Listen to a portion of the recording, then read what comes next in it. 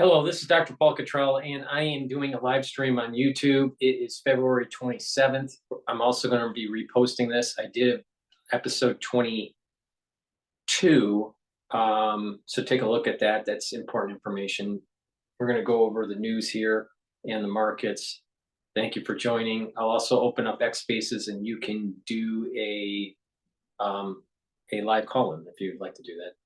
So please help support my work by making sure you subscribe to all my channels. I have 4 channels on YouTube, Brighteon, Bitchute, and Rumble. All the links are in the description of this video and all my videos. Also, please help support my work by donating. You can donate on my website, the-studio-reykjavik.com.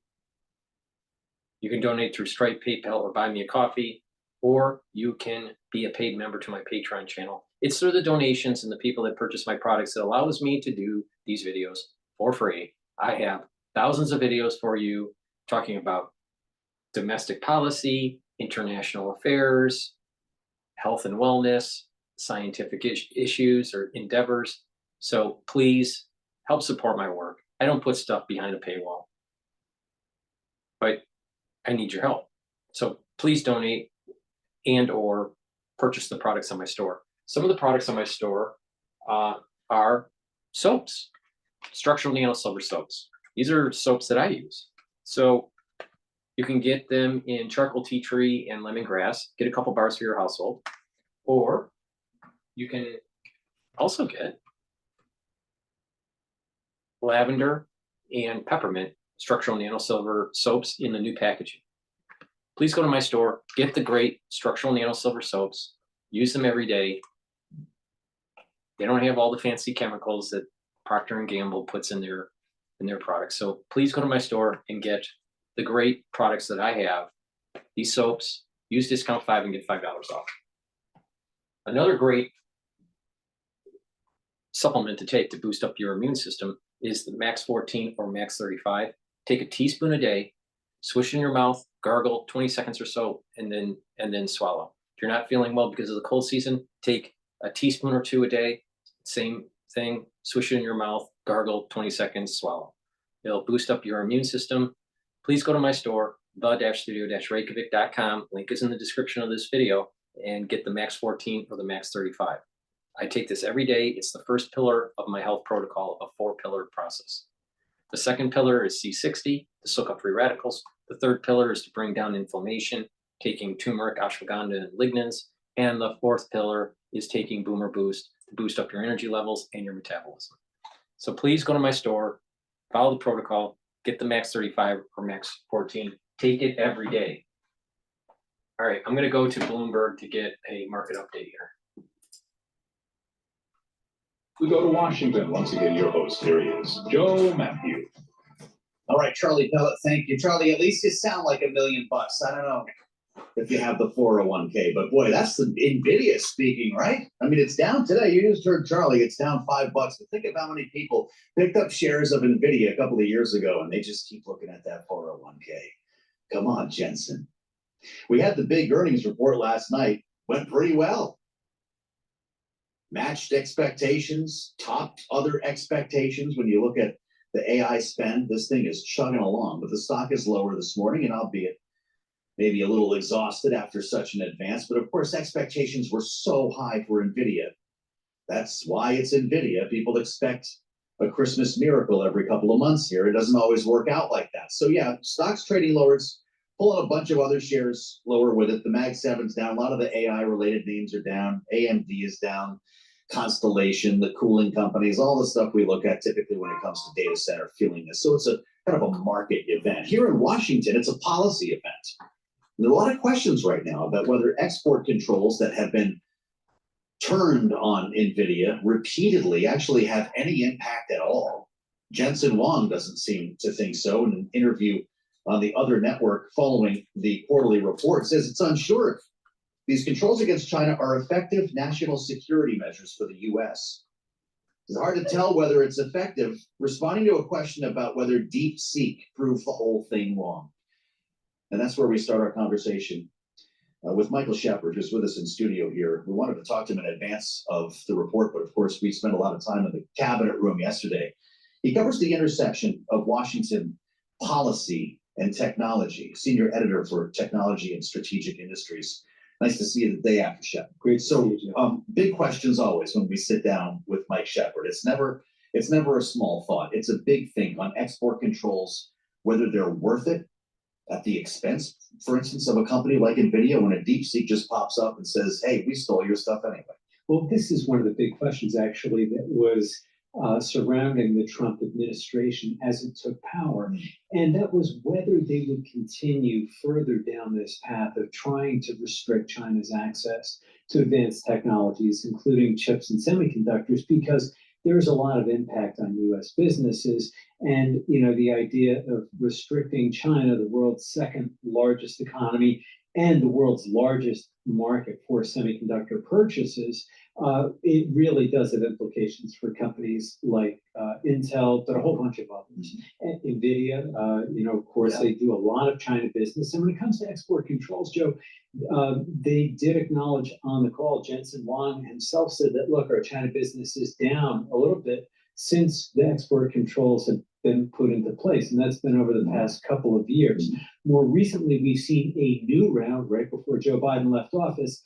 His parting gift to Donald Trump was a new three-tiered system of access, if you will, to AI computing power. And that is a set of limits on how many of these advanced semiconductors anyone from certain countries can buy. So in the first tier, we talked about Keir Starmer and his visit. The UK, of course, and very close US allies would be in the 20 or so nations that get that. Get all the Blackwells you want. You're behind the velvet rope. Yeah. But if you're in kind of the big middle, you will have to, work harder to gain that access. You can buy fewer chips without getting an export license. Sure. And then if you're China, you're really in the third tier, like Russia and other US adversaries, where it's much, much harder. Yeah, at the same time, Jensen Huang said last night, there's a lot of competition in China.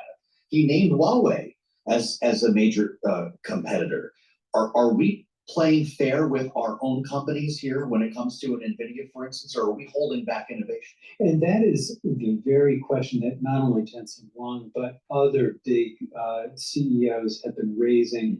We heard Andy Jassy, who was interviewed by our colleague Caroline Hyde earlier today on Bloomberg Technology, basically laying out his concerns. Specifically for Amazon World Services, he said, look, not a direct problem for us. And yet he sees the risk in the same way that Jensen Huang does. You end up pushing US allies toward other countries. He didn't name China, but maybe you push those other countries to try to acquire chips from Chinese chip makers like SMIC or others. The other side of this is, of course, come on, it's the biggest company in the world from time to time. They're printing money. The backlog is so long, the pipeline, I mean, they can't meet the orders they're receiving. So why not turn the screws a little? Well, what they're seeing is a loss of opportunity. And actually, Jensen did talk about this yesterday. And he said that, look, DeepSeek, presents a challenge, but it also presents an opportunity. And we remember the week after DeepSeek introduced its revolutionary R1 chatbot, it really shook up companies across the board, but in particular NVIDIA. It's 17% drop on that Monday, a week after the DeepSeek release. One of the biggest market losses in history, really. But it highlighted the stakes for NVIDIA. But what Jensen was saying essentially was that, look, DeepSeek's innovation actually creates new avenues of demand potentially for us. The demand for computing power through a model like this could grow exponentially depending on how it's deployed. Like the one-off of achieving and creating the model is one thing, but then when you put it to use, that's where you need the compute. Interesting. As the White House kind of figures out where to go here, I don't know if we're getting any clarity from the administration on the number of nations that are on that list, for instance, or how they're going to handle this. Donald Trump met with Jensen Huang, talked about it in person just a couple of weeks ago. Is this like many things from this White House, whether it's tariffs, other geopolitical matters, we're simply no one knows. You're right, Joe. We are living day to day. And even yesterday, you talked about the cabinet meeting. Yeah. We got one message on tariffs against Canada and Mexico. And we get another one this morning through the president's Truth Social feed about the timing of those levies and whether or not they would definitely go into effect and when and under what circumstances. And the same thing today with China. Tariffs too. He announced another 10%. What does that mean for levy. Nvidia and for this conversation we're having? Well, China tariffs. they did address that on the call yesterday. The CFO talked about it a little bit, and essentially they called tariffs a big unknown for them. Yeah. They said that they will comply, of course, with whatever measures the U.S. government imposes in this area, be it tariffs or export controls. But the tariffs are a bit of an unknown because it also raises questions about, well, what happens if there's retaliation by U.S. trading partners? What happens if other companies start to move in different directions? And remember, Nvidia makes its chips in Taiwan. TSMC is essentially its foundry.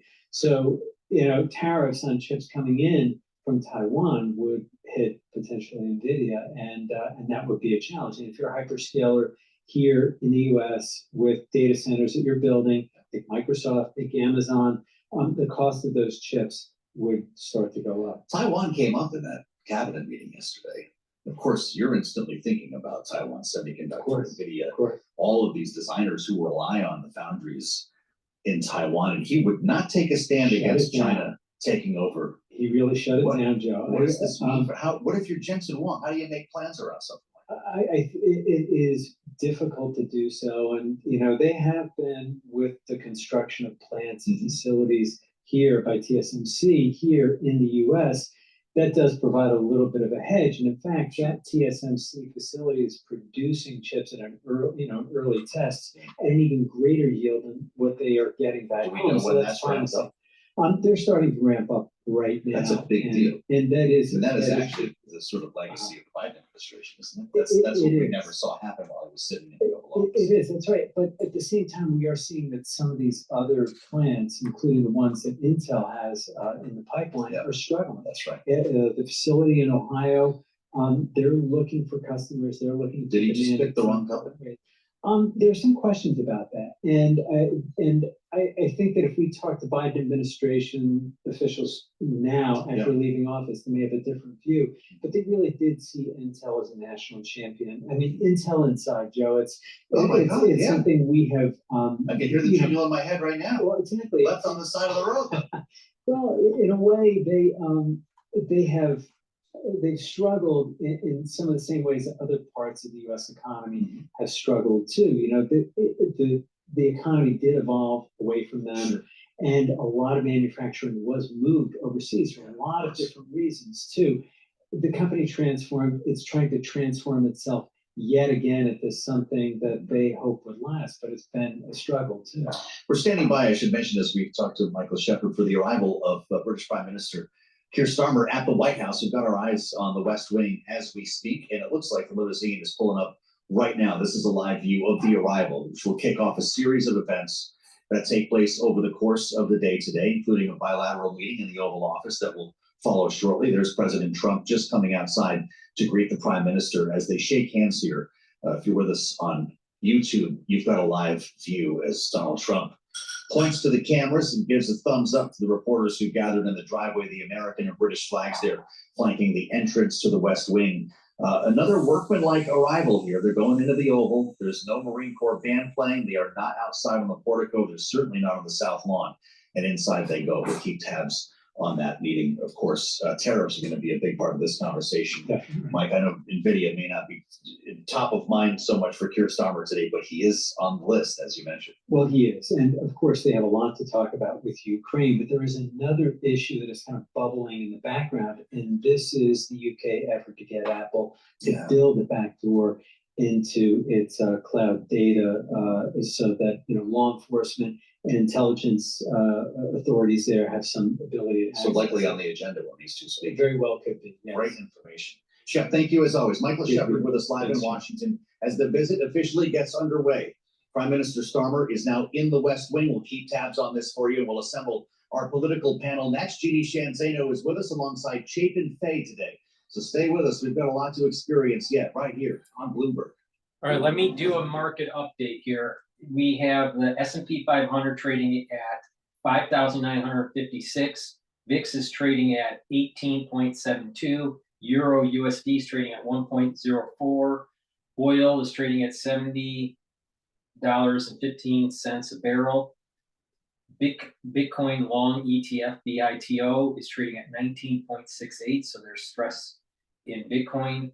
And the USD Japanese yen is trading at 149.97. All right. While we're cycling through commercial breaks with the media, please go to my store, the-studio-reykjavik.com, and get the structural nano silver lozenges and drops.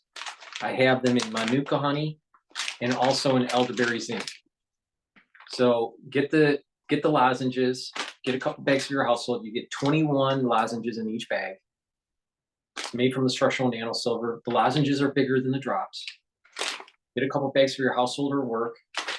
And right when you have that irritation from either the cold season or for the allergy season, take them right away to boost up your immune system and mitigate that irritant. So I have the drops. So you use them the same way as the lozenges. They're just smaller. You get 100 of them in each bag. And the flavors are cherry, honey and lemon, and also blueberry. So please go to my store, get the lozenges and the drops. They're high quality. Get a few bags for your household and for work. And right when you have that irritation, take them right away. All right? Please go to my store, the-studio-reykjavik.com. The link is in the description. Use discount 5 on any order and you get $5 off. So get a few, get several different products, stack these things the way I tell you to stack them, and improve your health. It's a great way. Please go to my store, the-studio-reykjavik.com.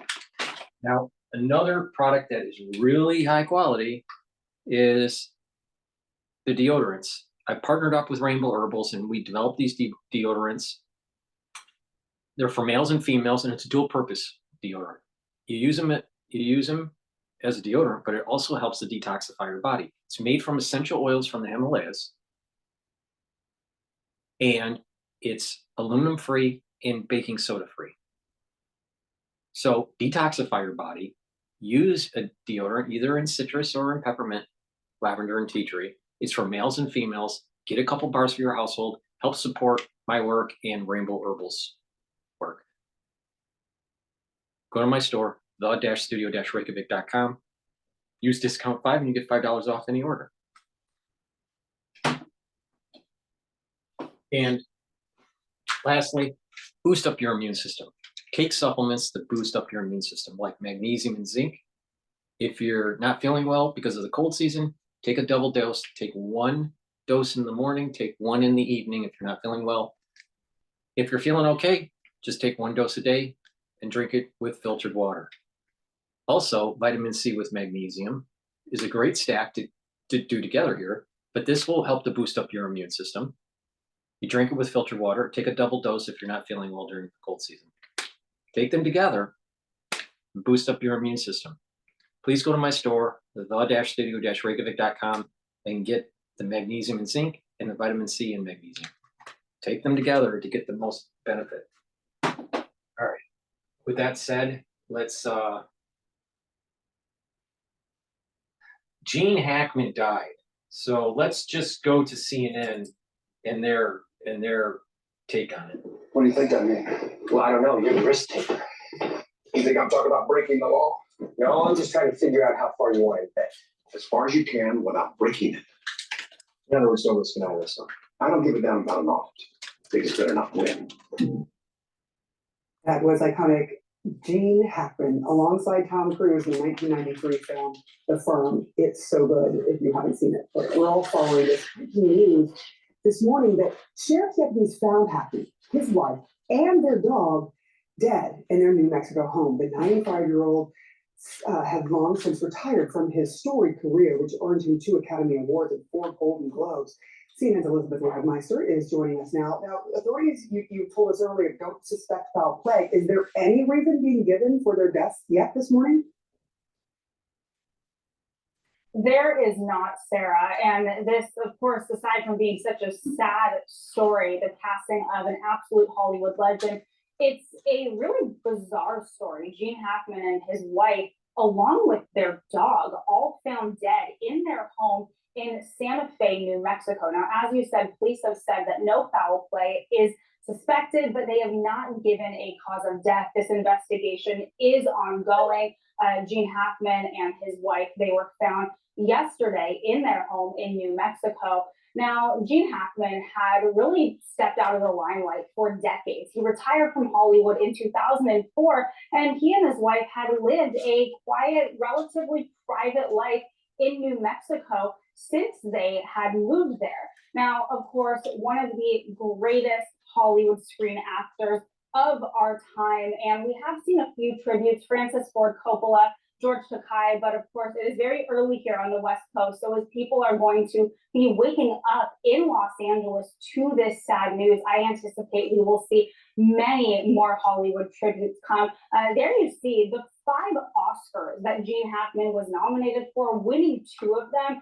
This is even more meaningful, coming just days before the Oscars are this weekend. I anticipate that we will get a huge tribute to him at the In Memoriam. But you know, Sarah, back in 2011, when Gene Hackman was 81 years old, he was asked by GQ in a magazine profile how he wants to be remembered. I want to read to you what he had to say. He said, quote, "I want to be remembered, quote, as a decent actor, as someone who tried to portray what was given to them in honest fashion." Then he said with a laugh, "I don't know beyond that. I don't think about that often, to be honest, and I'm at an age where I should think about it." Now, back in the 80s, Gene Hackman sat down with CNN for an interview, and despite how great he was on screen, he actually said that he doesn't like to watch himself. Unless you were looking at some other monitor, you weren't looking at it. No, I don't like to watch. You don't like to watch yourself? Do you go to your own phone? No, I once in a while I'll see one, but I prefer to think of myself the way I feel, which is 23. And Oh, I there it see is. this old man. There it is. Yeah, right. I see. Now, of course, 95 years is a great long life, and he had an illustrious career, but ending in this way, in such bizarre fashion, is certainly going to strike a lot of people. So again, Sarah, this investigation will continue, and hopefully we will have more answers very soon. Joining us now to discuss the legacy of Gene Hackman, Segun Oduowu. He's an entertainment journalist. Thank you so much for being back with us again. All right, I'm going to go back to Boomer because a lot is happening in the news. Hearing from, we'll be curious to consider what the optics are going to be like and whether a kitchen table is involved. I'm Joe Matthew in Washington. Thanks for being with us here on the Thursday edition of Balance of Power. I see you, Axios, on this little Friday. We've got news at the White House. They're in the Oval Office right now. U.S. pending home sales fall to record low on weather and rates. And because it's in the Oval, we're not going to be able to bring you in there live, but we will once the tape comes out of there and they can play it back. There are big questions about this whole press pool thing and exactly who's going to be assigned to it each day, according to the White House. But this is supposed to play out essentially the way the Macron visit did a couple of days ago. You get the bilateral in the Oval, spend some time with the media, a little Q&A, warm things up, and then later on, it's currently scheduled for 2 p.m., and that will likely not be anywhere near the start time of the joint news conference in the East Room. Starmer, Trump. By the way, the British media, they don't ask questions the way we do around here, so this could actually get interesting when we hear some of the more pointed ideas from the British press. They're all here, everybody's over there, it's a big crowd on the campus at the White House, and that's where we start our conversation with today's political panel. Jeannie Shanzano is with us, Bloomberg Politics contributor, Democratic analyst, and senior democracy fellow with the Center for the Study of the Presidency and Congress. And Chapin Faisback, Republican strategist, founder of Lighthouse Public Affairs. Great to see you both. Chapin, it's been a while. Nice to have you back here on the panel. Jeannie, we went through this together a couple days ago with Macron. There's already a different vibe, though, right, between these two. Donald Trump actually likes Keir Starmer and seems to want to offer some sort of deliverables, even if not in the actual literal definition of security guarantees. What's going to come out of this visit? Yeah, I mean, it's an uphill battle for Starmer, certainly, because we heard from the president yesterday that, you know, the security guarantees that Macron came asking for and Starmer is asking for are probably not going to be forthcoming, although he did say that Russia would have to give up something. We don't know what that is. So maybe there's a little movement there. I think for Starmer, of course, what you were just talking about is the issue of tariffs. And I just loved your conversation with Mike McKee, because love Mike McKee, and he said, there is no clarity here. So I said, oh, thank God, Mike McKee, I thought it was just me. But Starmer certainly trying to get some clarity on the tariffs which are pending. So I think those are the two big things we're looking for. But of course, it is a really fraught time in Europe. And, you know, somebody just reminded. What's wrong with not being clear when you're still doing negotiations? One, the negotiations are fluid. And if you're so clear, you've anchored yourself to a particular position that you may not be able to negotiate. And Trump is all about negotiating. And this is the reason why he seems chaotic, because things could change. And when it comes to these pundits on Bloomberg, they got to have absolute, you know, resolution so quickly. You know, like, you know, for example, they have to know who won the election, like the night of the election. They absolutely have to, even though you could wait until tomorrow or the next day.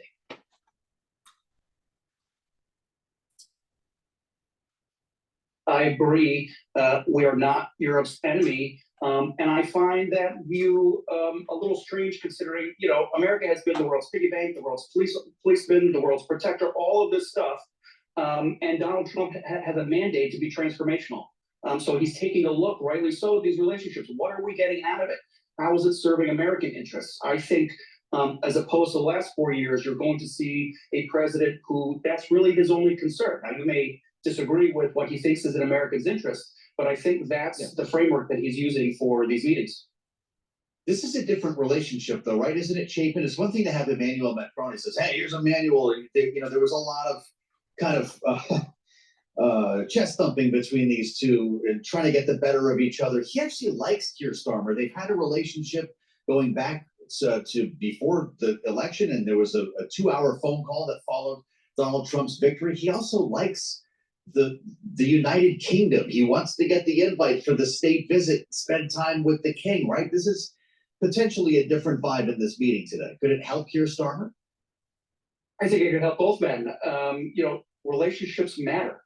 For all the, you know, ballyhoo over, you know, Trump's relationships from his first term with, you know, dictators and, you know, North Korea and Russia, I mean, relationships matter, right? He cares about peace between Ukraine and Russia. So I find it very odd that everyone seems to be in favor of a war and more money and soldiers and manpower being sunk into this thing. So it is a different relationship.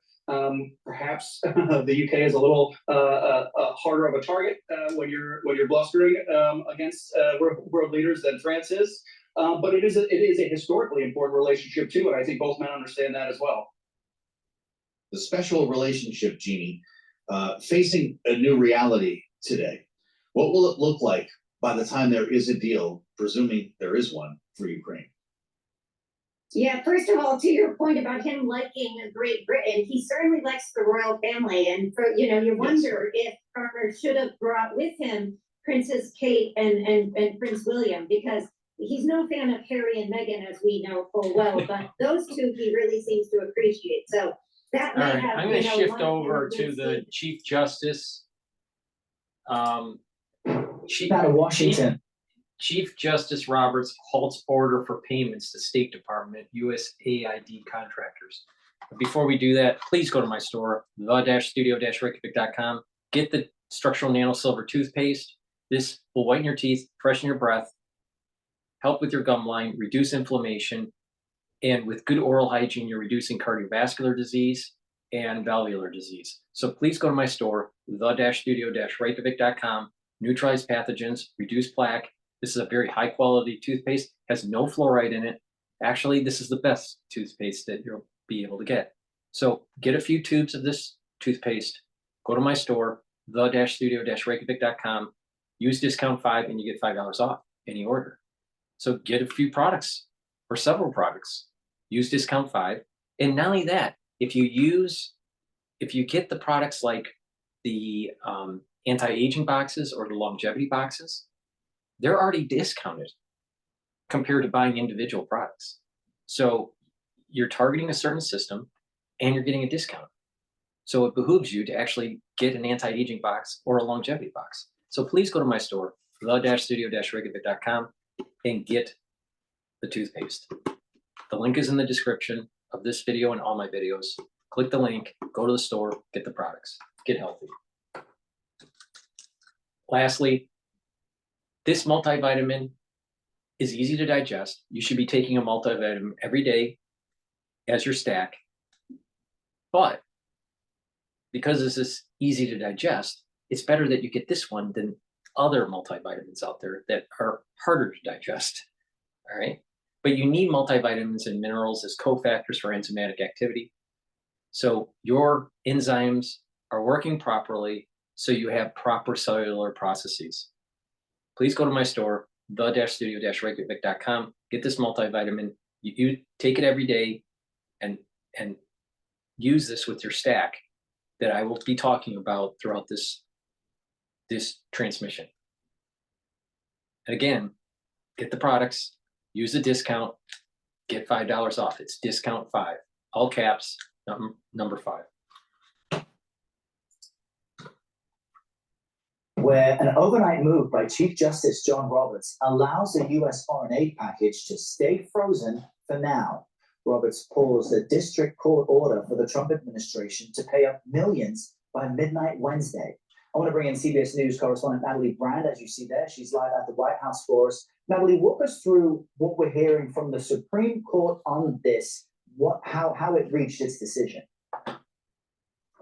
Good morning, Errol. And specifically what we're hearing from the Chief Justice, because it's Roberts who oversees requests for emergency relief from cases stemming from Washington, D.C. District Court. So that's why he made this decision last night, saying in this ruling that the administration did not need to immediately pay an estimated $2 billion in foreign assistance to pay for projects that had already been completed. Now, his ruling came after a federal judge here in Washington gave the State Department and USAID until midnight Wednesday to pay the bills. But the Trump administration argued that that timeline was impossible to comply with, that it required multiple steps to reinitiate these payments, and that could take multiple weeks. So they pushed back, appealed to the Supreme Court, and again, Chief Justice last night ruling, making this administrative stay, which is really just a pause until the Supreme Court can consider the case further, which is expected perhaps later this week. But Errol, this latest development comes as the Associated Press obtained a memo that the Trump administration plans or says it plans to eliminate 90% of USAID foreign aid contracts and around $60 billion in overall U.S. assistance around the world. Wow. So the conclusion for what happens to it ultimately hasn't been reached just yet. And I know the president hosted his first cabinet meeting yesterday. Elon Musk, his special advisor, was there standing for a portion of it. What did they say about the firing of federal workers? Right, this cabinet meeting comes as this new memo was released by the administration, which tells agencies to submit reorganization plans preparing for large-scale firings or reduction in force, submit those plans by mid-March. And Elon Musk, who, aside from the president, was the first featured speaker during this cabinet meeting, he was asked if the administration has a target number of federal employees that they are looking to cut. And he didn't put a number on it. Instead, he said that they're looking to eliminate non-essential positions or people who are not doing their jobs well. We know from this administration memo that agency heads have been asked to look for areas of, duplication or redundancy. But the issue of that directive from Musk over the weekend for federal employees to list their 5 accomplishments, that also came up. The White House saying that around 1 million federal workers had responded. But a reporter in the cabinet meeting asked, well, what happens to those other federal workers who haven't responded? Take a listen to what the president and Musk had to say. Those million people that haven't responded, though, Elon, they are on the bubble. Now, maybe they don't exist. Maybe we're paying people that don't exist. I think that email perhaps was best interpreted as a performance review, but actually it was a pulse check review. Do you have a pulse? But remember, this highlights the continued mixed messages from the administration because, Errol, as you know, as we've reported, some of those agency heads told their employees not to respond, especially agencies dealing with national security. They said, pause those responses. We have our own procedures for internal review. And ultimately, the Office of Personnel Management had to say this is up to individual agencies to decide whether or not they want to make the employees respond to this latest directive. Yeah, very important point. Natalie, thank you very much. I think that we need to understand the full power of the presidency with these agencies, and it needs to go all the way to the Supreme Court. How it's, the restructuring of these agencies, the firing of employees, fighting against corruption and wasteful spending. This needs to elevate all the way to the Supreme Court and stop with these lower court decisions trying to circumvent the power of the presidency. Please go to my store, the-studio-reykjavik.com, get the vitamin B complex. The first 4 vitamin Bs help with the electron transport chains, so your mitochondrial health improves and your ATP goes up. Vitamin B complex helps with your cellular metabolism, and B12 will help to protect your neurons. It's really important to take vitamin B complex every day for people that are 40 years of age and older. Really important to keep those energy levels up and protect your neurons. Another great product that I have before I go to the next video is probiotics. I have 2 types. I have a powdered version in a small scoop, which I take with soft foods like hummus or yogurt. You can mix it with filtered water. It's a great way to take it every day. If you take different powders, it's great to just mix them all together and take them, in one sitting. Now, the other probiotic is in a veggie cap form, and you just take it that way. But both are very high quality, help with your gut biome, bring down inflammation in your gut, improve your metabolism, improve your gut and the energy absorption, improve the communication between your gut and your liver, and the communication between your gut and your brain. You're going to be able to think more clearly. You're going to sleep better. You're going to be less irritable. And not only that, you're going to be able to, when you have a good gut, right, and you're improving that immune system in the gut line, in the inner lining of the gut, there's a mucosal barrier. Well, if you have a lot of irritation in the gut, that mucosal lining starts to shrink. And what happens is your immune system goes down. Your IgAs,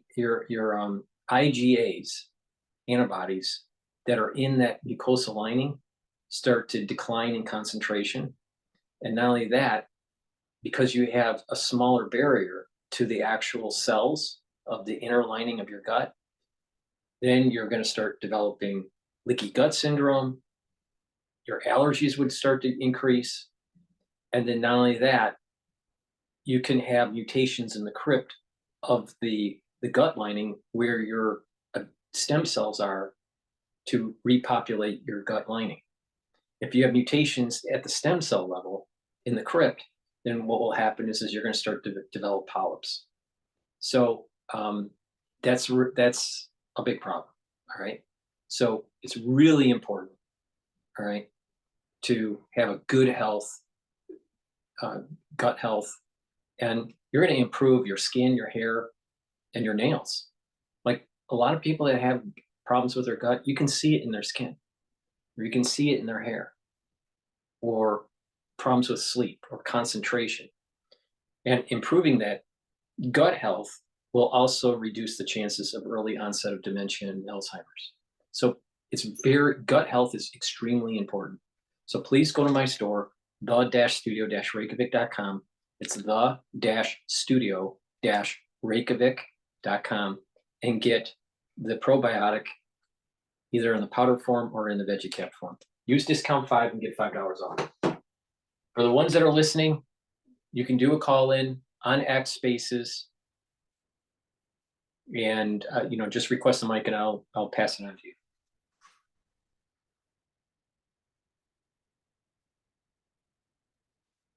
All right, let's go back to Bloomberg here. Plus, we have to talk about the news we got from Donald Trump earlier today, posting on Truth Social, that in fact it is Tuesday, just days from now. 25% tariffs on Canada and Mexico will be implemented. And guess what? They're going up on China too. And the market's having to digest all of that. So let's get a check on those now. Charlie Pellet has a look from New York. Hey, Charlie. And good day, Kayla Lines. We have got the Dow higher, the S&P, NASDAQ. They are both in retreat right now. More than 300 shares in the S&P 500 index are higher, but mega caps getting hit hard today. Right to the numbers of the S&P now lower by 3. Little change, 59.52 where we stand, down just under 0.1%. The Dow, as I mentioned, higher, up 282 points, up by about 0.7%. While the NASDAQ Composite Index down 119 points, down 0.6%. Nvidia, after earnings, down now by 2.9%. The 10-year at 4.29%. The 2 years currently yielding 4.09%. Gold down $32 the ounce, $28.84, down 1.1%. West Texas Intermediate crude above $70 a barrel now, $70.18, up 2.3%. And Bitcoin now higher by 0.3%, 84,707 on Bitcoin. Nvidia, as I mentioned, lower by 2.9% now after earnings. It did deliver good but not great quarterly numbers, drawing a muted response from investors who've become accustomed to blowout results. Also reporting earnings, Salesforce.com down 1.1%. It delivered a fiscal year revenue forecast that came up shy of estimates. And Snowflake now up by more than 8%, up 8.6%. Snowflake projecting better than expected revenue growth for the fiscal year, sending an optimistic signal about its adoption of its recently launched products for artificial intelligence. Recapping, the S&P down 4, lower now by 0.1%. For on-demand news, 24 hours a day, subscribe to Bloomberg News Now, wherever you get your podcasts. Balance of Power continues now in Washington. Once again, your hosts, Joe Matthew and Kaylee Lines. All right, Charlie Pellet, thank you so much. And here in Washington, the headlines are flying out of the Oval Office as President Trump sits down with the UK Prime Minister Keir Starmer. With trade on the agenda, we're just getting some news from President Trump about reciprocal tariffs. No surprise, he does want to charge those on European countries specifically, Joe, who he's saying have been tough with the U.S. on trade. He doesn't like the way Europe is treating U.S. companies, specifically through value-added taxes. The thing is, the UK, whose representative is sitting right next to him, also has a VAT tax that they charge. So does this apply to everyone? This is probably a question that Keir Starmer has, and maybe they'll talk about this once press leaves the room. When reporters do leave, they'll transmit that tape out across the transom here, and we'll have it for you on Bloomberg. This could go on for, but based on what we've seen, a half an hour, 45 minutes. When it happens, we'll get there. Is a formal, by the way, a bilateral news conference that's scheduled for today. Less than an hour from now, won't likely get off on time, but we'll bring that to you as well. With the idea of security guarantees in the offing, and knowing that the UK Prime Minister, the night before he came to the US, announced increased investments in the country's own defense, in expectation of that being on the agenda today with the President of the United States. We want to bring you to the White House right now. Bloomberg's Tyler Kendall is on the North Lawn with more on how the events of today will unfold. Tyler? Yeah, hey, Joe. Well, Keir Starmer in the Oval Office right now, our reporters in the room keeping us updated. But President Trump, as you said, alluded to the fact that two big agenda items today, of course, the ongoing war in Ukraine and also tariffs. Now, Bloomberg News is reporting that Keir Starmer is expected to press President Trump when it comes to future security guarantees for Ukraine. Of course, his visit coming just days after the French president, Emmanuel Macron, was also here at the White House and noticeably left with not many concrete promises from President Trump, particularly after Macron had floated that France and the UK are working on a framework to get European peacekeepers on the ground in the event that a negotiated settlement is reached. He also floated that the US should underwrite that. But when President Trump was asked about future security guarantees out of this White House yesterday during his cabinet meeting, he really put it back on Europe. Well, I'm not gonna make security guarantees beyond, very much. We're gonna have Europe do that because it's in, we're talking about Europe as the next door neighbor. But we're gonna make sure everything goes well. And as you know, we'll be really partnering with Ukraine in terms of rare earth. We very much need rare earth. Well, you heard President Trump there allude to this critical minerals deal that the White House is trying to get over the finish line. This is something that we've heard from other administration officials, that they are viewing this as an implicit guarantee because the U.S. would have a vested economic interest in the country going forward. But Joe and Kaylee, I spoke to one foreign policy expert who said that it is difficult to imagine a sustained peace without some sort of tangible security guarantee from the White House along with it. Well, the president was just asked if he thinks there's a chance Russia could reinvade Ukraine. He says he doesn't think so. Once a deal is in place. But on that rare earth deal specifically, we keep hearing the president talk about, Tyler, what is actually present in Ukraine that the U.S. thinks it can financially benefit from? Because my understanding is the geological survey doesn't suggest there are massive rare earth deposits in Ukraine. That's exactly right, Kaylee. So Ukraine does have large deposits when it comes to critical minerals such as titanium. Rare earth minerals are a subset of critical minerals, and they're of high importance, right? Because we see them used in a lot of high-tech goods and services. And President Trump repeatedly bringing that rhetoric into the fold, but it could impact some of the map that the U.S. is looking at here. It's also perhaps why we're seeing that revenues from oil and gas are also likely to be wrapped into this deal. Now, President Trump has repeatedly said that he is trying to get back on the U.S.'s investment in Ukraine. But Joe and Kaylee, very important to note that Zelensky has repeatedly remained firm that the conditions he negotiated, the aid and the security assistance that the U.S. has given to Ukraine under the last administration does not amount to any debt that needs to be repaid. All right, Bloomberg's Tyler Kendall live at the White House. Thank you so much. Again, Keir Starmer still in the Oval Office with President Trump as they're discussing not only the war in Ukraine, but trade as well. The president right now fielding questions about what he said earlier today when it comes to the tariffs he's getting ready to implement or increase on Tuesday. Yeah, that was quite a missive on Truth All right, Social. I'm gonna shift over to the Hill, how Trump overthrew neocon foreign policy establishment. Please go to my store, the-studio-reykjavik.com. Get the olive leaf extract. This is a dual purpose product that you should be taking every day to help with your immune system and your cardiovascular health. It brings down inflammation and brings down LDL levels and increases your HDL levels. Omega-3 can be stacked with olive leaf extract. This also helps to bring down LDL levels and increase your HDL levels. Omega-3 helps to prevent your red blood cells from oversticking and creating clots. And omega-3 helps to bring down systemic inflammation. Please take omega-3 every day, and you get an additional benefit when you stack it with the olive leaf extract, with bringing down that inflammation and bringing down that LDL. With lower LDL, you have less oxidized LDL, so you have less plaque formation. It's really important, though, to also soak up free radicals, because if you soak up free radicals, LDL can't oxidize. So please go to my store, the-studio-reykjavik.com. Get the omega-3, the olive leaf extract, and a very strong antioxidant like C60 would be a great stack to help with your cardiovascular health. So please go to my store, the-studio-reykjavik.com. And lastly, getting good sleep is really important. Get the Good Night Formula. This has tryptophan, melatonin, GABA, passion flower, and other ingredients in here to help you go into 3 cycles of REM sleep and deep sleep, which is very important to detoxify your brain, to consolidate memory, and to be well rested. If you have chronic sleep deprivation, you're increasing your chances for early onset of dementia, and you will age faster. 100% guaranteed that if you do not get proper sleep, you will age faster. Please go to my store, the-studio-reykjavik.com, and get the Good Night Formula. Use discount 5 on any order. Get several supplements, get a discount, and stack the way I'm telling you to stack and improve your health. This stuff works, but you got to get them in your hands and use them. Please go to my store, the-studio-reykjavik.com, and get the great supplements that I offer. Very high quality, and you stack it like I'm telling you, which is how I do it. You're going to get healthy.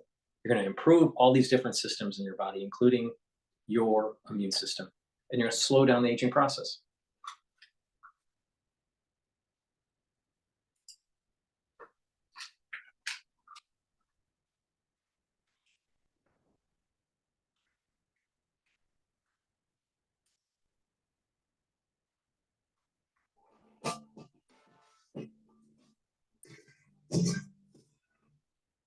With the old and with the new grand old party, President Trump has all but cemented a new path forward on the national security front. He's broken with Republican hawks, fired top military officials, including the former chairman of the Joint Chiefs of Staff, General C.Q. Brown, has even taken steps toward Russia on the world stage. Simply put, Trump has remodeled the GOP in his own image without much pushback. Joining us now to dive into the new national security model is Burgess Everett, a journalist at Semaphore. Welcome to Rising. Good morning, thanks for having me. Good to have you with us. So I think this is, a phenomenon that even people who don't follow politics super closely have now caught on to, that Trump has totally changed the foreign policy of the Republican Party, such that you can find people like Marco Rubio, his own Secretary of State, doing and saying things as recently as 2 years ago that are totally at odds with the things he does and says now as Trump's Secretary of State. Do you think this is actually a permanent shift, or if Trump were to somehow magically disappear, or this is his final term he's done in 4 years, will the Republican Party reflexively transform back into the way it was in the preceding decades? It feels pretty permanent to me, and I say that for a couple of reasons. One is Trump's heir apparent is J.D. Vance. I think he's probably even more of a reliable steward of this sort of non-interventionist, they don't like being called isolationists, non-interventionist way of thinking. He's obviously... Breaking news, the king has invited Donald Trump for an unprecedented second-term visit to the UK.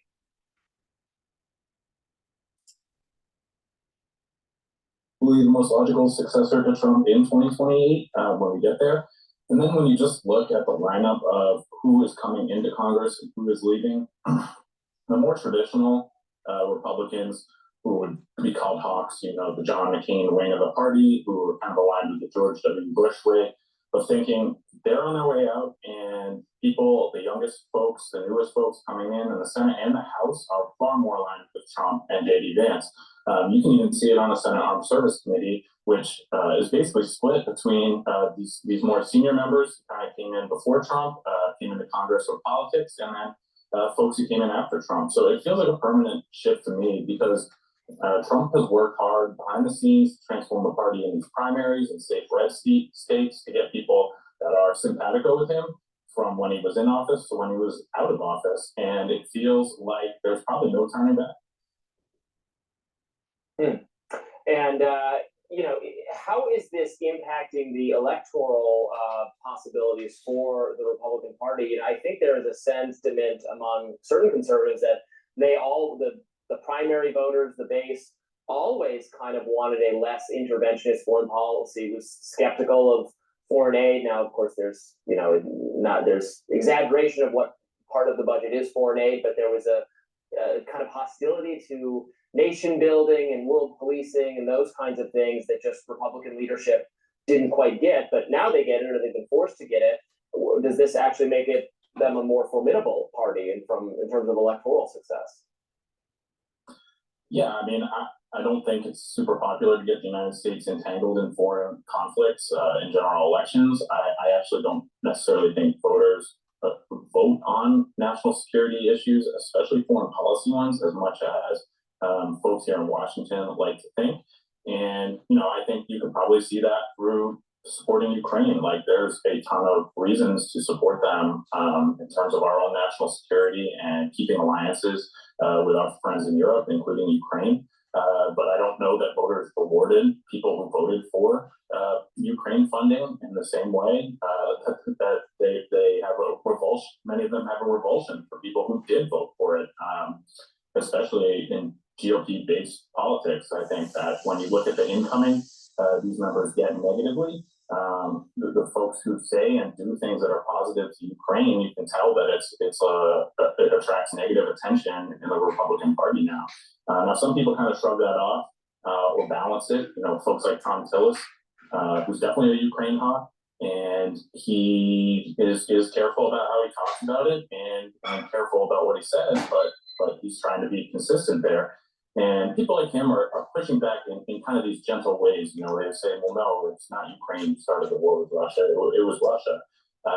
But Trump will be able to have a longer lasting foreign policy that goes way past his presidency if JD Vance gets in and the restructuring of the national security state actually happens underneath the different cabinet officials that have been confirmed by Congress. If they literally do the restructuring they need, make it more efficient, make it more, get rid of the deadwood, get rid of that administrative deep state staff, get the problematic leaders out of these institutions, then your foreign policy is going to actually be better. Restructuring the Pentagon, restructuring the CIA, restructuring the FBI, restructuring the NSA, restructuring the that administrative state, and having an heir apparent coming in like JD Vance is going to be able to set this in motion where this could be as fundamental in terms of new foreign policy to going all the way back to Reagan, right? And that push that he set forth even after his administration. So this is pretty foundational what's going on in the Trump administration. But these things have to happen. The restructuring of the national security state. That if it's not, then if JD Vance gets in, but the restructuring didn't take place, chances are JD Vance is not going to be strong enough to restructure the national security state. If you get the restructuring of the national security state done and you don't get JD Vance in, you have a chance of elements of Trump foreign policy to continue on in a different administration. But if you get that JD Vance and that restructuring of the national security state, then it will echo into probably 12 years after Trump's administration. This is pretty fundamental and foundational what Trump's doing. Very, very. But if he can restructure the national security state.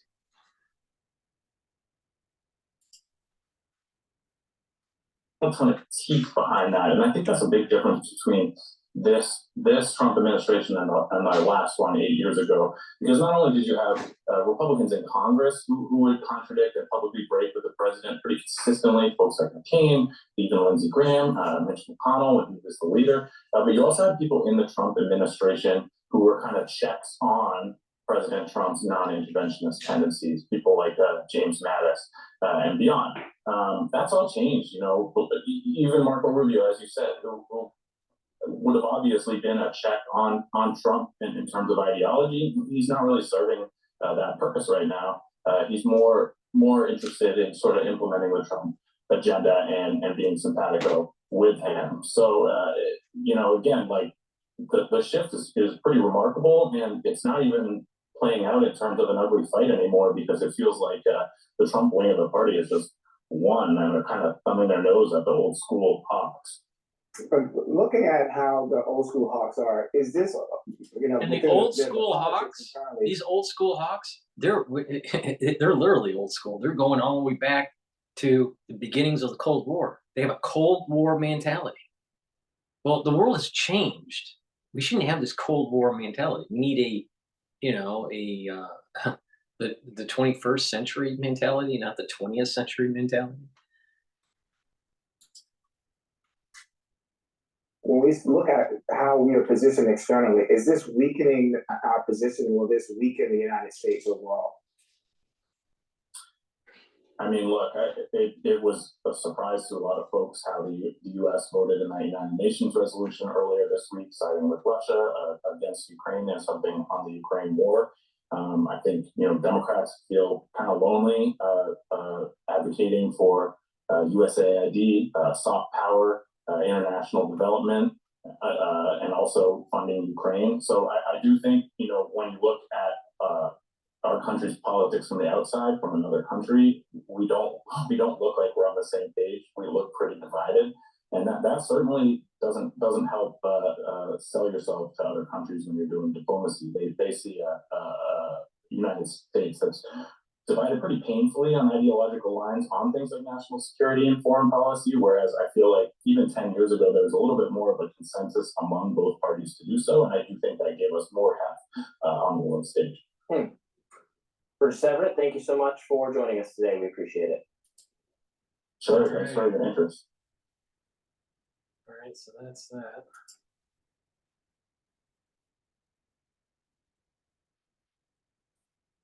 All right, there's federal workers give 15 minutes to pack up and leave office.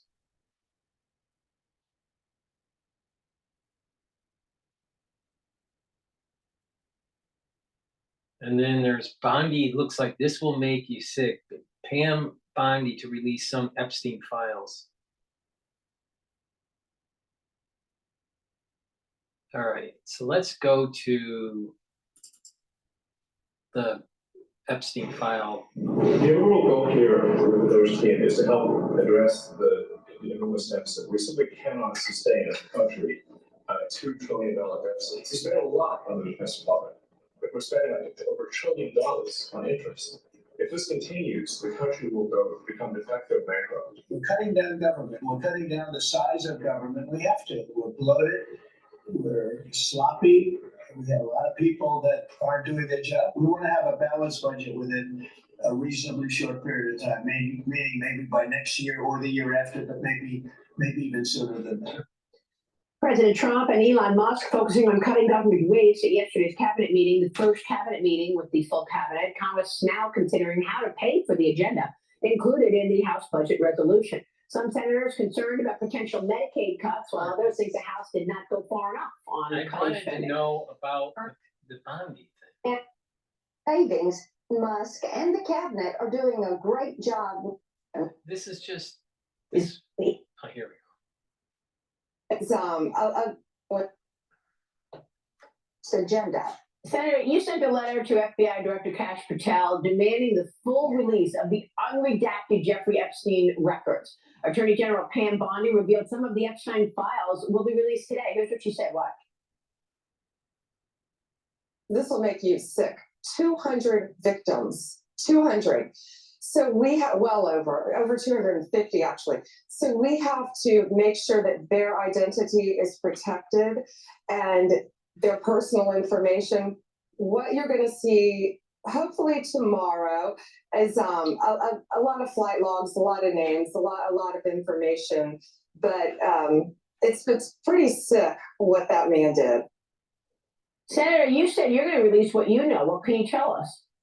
Yes, indeed, and I've been so pleased that AG Bondi and Director Patel have worked with me on this. As she said, we have to make certain that these victims, and it is over 250, that their names are redacted, they are protected.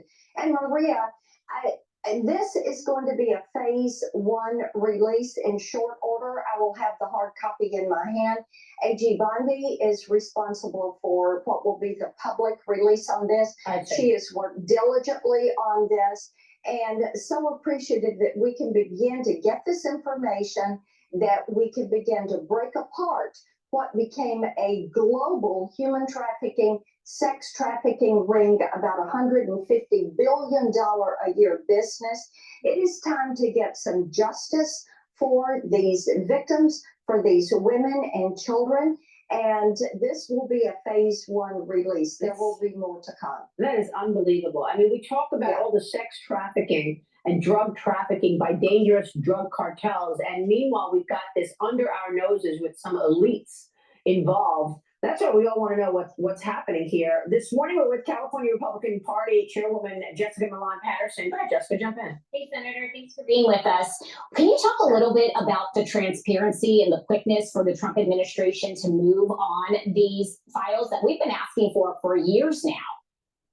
Yes, indeed. And Jessica, what we know is that there is a file the FBI has that is related to the trial. We know that there are IRS records, and we know that there is video footage from the Palm Beach residence. And over the last couple of years, I've been stymied, as you know, by Christopher Wray and the FBI, and they did not want to give this information forward. I tried to subpoena it in Judiciary Committee. I was the top Republican on the Human Rights Subcommittee. In that capacity, I worked on this issue for the past couple of years. And when I chose to bring forward my subpoena, all of a sudden, Chairman Durbin decided we were going to adjourn the committee, and we issued no subpoenas. Wow. And there has been that attempt to hide this. And I will say this, you know, people are curious about the list. To me, this is not about celebrity. This is about breaking apart a global human trafficking, sex trafficking ring that has cost the lives and endangered the lives of untold individuals, and bringing this forward, being able to break it apart and to shut it down, to hold these people to account for what they have done to these girls and these boys and these women. We have to get to the bottom of this. This is modern day slavery. It has to stop. I said I would not relent. I did not. We will start making this information public. I am grateful to AG Bondi and Director Patel for their tenacious work. Senator, let me move on and get your take on this bill. You're proposing a bipartisan bill to boost U.S.-Taiwan travel. Tell us why. Yes, indeed. And Maria, as you know, we have issues with China and the Chinese Communist Party. And one of the ways we can fight back against what they're doing is to encourage our businesses and our citizens. If you're looking at the Indo-Pacific, remember Taiwan. They are an ally. They consider themselves an independent country. They have a president, a cabinet, a military, and we should be there to support them and to support their fight against the Chinese Communist Party. Well, I mean, I know that when an official delegation went to Taiwan, Michael McCall was the chairman of Foreign Affairs at the time. Taiwan flew, China flew planes and ships and sort of surrounded the island. I mean, should ordinary individuals, ordinary citizens feel safe going to Taiwan if you've got all of that China harassment? They should feel safe going to Taiwan. And yes, indeed, when there are those of us that have gone into Taiwan, then China tries to beat their chest a little bit and get out there with what they think would be an intimidating show of force. But what we also know is that it bolsters Taiwan and their push for their independence to be recognized when we, in turn, recognize them. Okay, we'll leave it there. We'll be watching your work, Senator. Great to have you this morning. Thank you. Good. Please go to my store, the-studio-reykjavik.com, and bring down inflammation and improve your immune system and your other bodily systems, such as your cardiovascular system. Now, this is the third pillar of a four-pillar health core protocol. Take turmeric to bring down inflammation and soak up free radicals. The ashwagandha root will help to control your glucose levels and your cortisol levels. Bring those down and help bring down inflammation and help with your immune system and your cardiovascular system. This is a great stack to help boost up your immune system and lower the chances of building up further plaque, because to build up plaque, you need inflammation, you need LDL, you need LDL oxidized, So and you need free radicals. So, so you want to stop all those different pathways, cut off that whole process of plaque formation, stop the inflammation, lower the LDL, soak up the free radicals, right? Soak up those, prevent the calcium to deposit around these plaques. And what will happen is you're actually improving your cardiovascular health. Now, I do have a cardiovascular health box called the Longevity Cardiovascular box. So take those supplements, and you're really supercharging your cardiovascular health. You're reducing plaque formation, but not just that. Over time, you're actually slowly reducing the plaque that has already formed. But it's also with proper diet and exercise that you need to really allow this to work. So another supplement to take to bring down that inflammation is lignans. It's a powder. You take it, a small scoop a day, mix it with soft foods or with filtered water or a smoothie, whatever you want to take. But take it every day. It'll bring down inflammation and soak up free radicals. So this is a great stack as part of a health protocol, taking the lignans, taking the turmeric and the ashwagandha to bring down inflammation and to improve your cardiovascular health and your immune system. And if you work out, right, and you're an athlete, taking the stack will actually help to recover from your workout because it's bringing down that inflammatory response, all right? It's soaking up free radicals that you've produced during your workout. So this is beneficial for athletes, but also beneficial for individuals that just want to be healthy and improve their cardiovascular health and improve their immune system. So please go to my store, the-studio-reykjavik.com, get the ashwagandha root, the turmeric, and the lignans, take them together for max benefit. And I also have a box called the Longevity Cardiovascular Box. And, take those supplements, and what will happen is you're improving your cardiovascular health. But it's not just taking supplements. Just make sure that you're doing everything else. It's a holistic approach. And that holistic approach is proper diet, proper exercise, proper supplementation, proper sleep. You have to do weight training, cardio, stretching, and balancing exercises. Learn new things, read, write, and talk to people in the real world, and proper sleep. And when you do that holistically on a daily basis, you're slowing the aging process and you're improving your immune system and your overall health and your longevity and your vitality.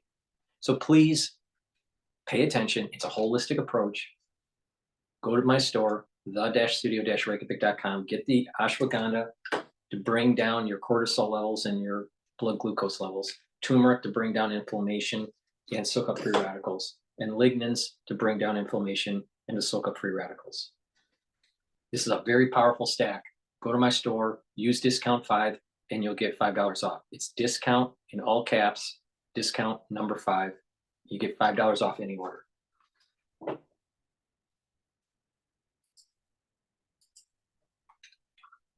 For the Trump administration rely on the United States. Donald Trump has made that very clear. And to Chapin's point, that is his reading of what at least half of the American public wants. But what that means long term is Europe building its own defense industry. And that's why we're hearing people like the incoming Chancellor of Germany talk about extending France and Britain's nuclear umbrella to Germany. That's why Keir Starmer himself is looking to places like Norway, Poland, and others for a defense collaboration. We haven't seen anything like this since World War II. And if and when they start to build that, that will have long-term implications on the United States and our relationship with Europe.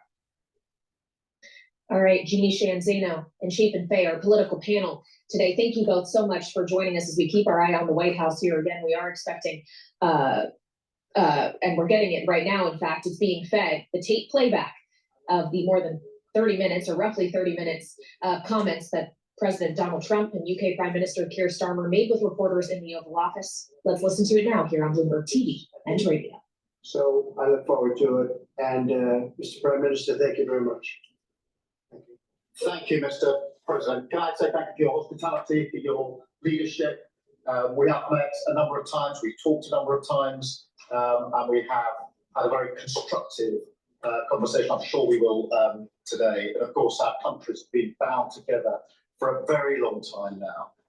The closest alliance, I think, of any two countries when it comes to prosperity and security. And I know that together we will strengthen that even further. And on issues like Ukraine, thank you for changing the conversation to bring about the possibility that now we can have a peace deal. And we want to work with you to make sure that peace deal is enduring, that it lasts, that it's a deal that goes down as a historic deal that nobody breaches. And we'll work with you to make sure that that absolutely happens. And it is my pleasure to bring from His Majesty the King a letter. He sends his best wishes and his regards, of course, but he also asked me to bear this letter and bring it to you. So can I present the letter from the King? Thank you very much. Am I supposed to read it right now? Yeah, please do. I will do. I've got to tell him what your reaction is. So I need to know. He's a great gentleman. A great, great gentleman.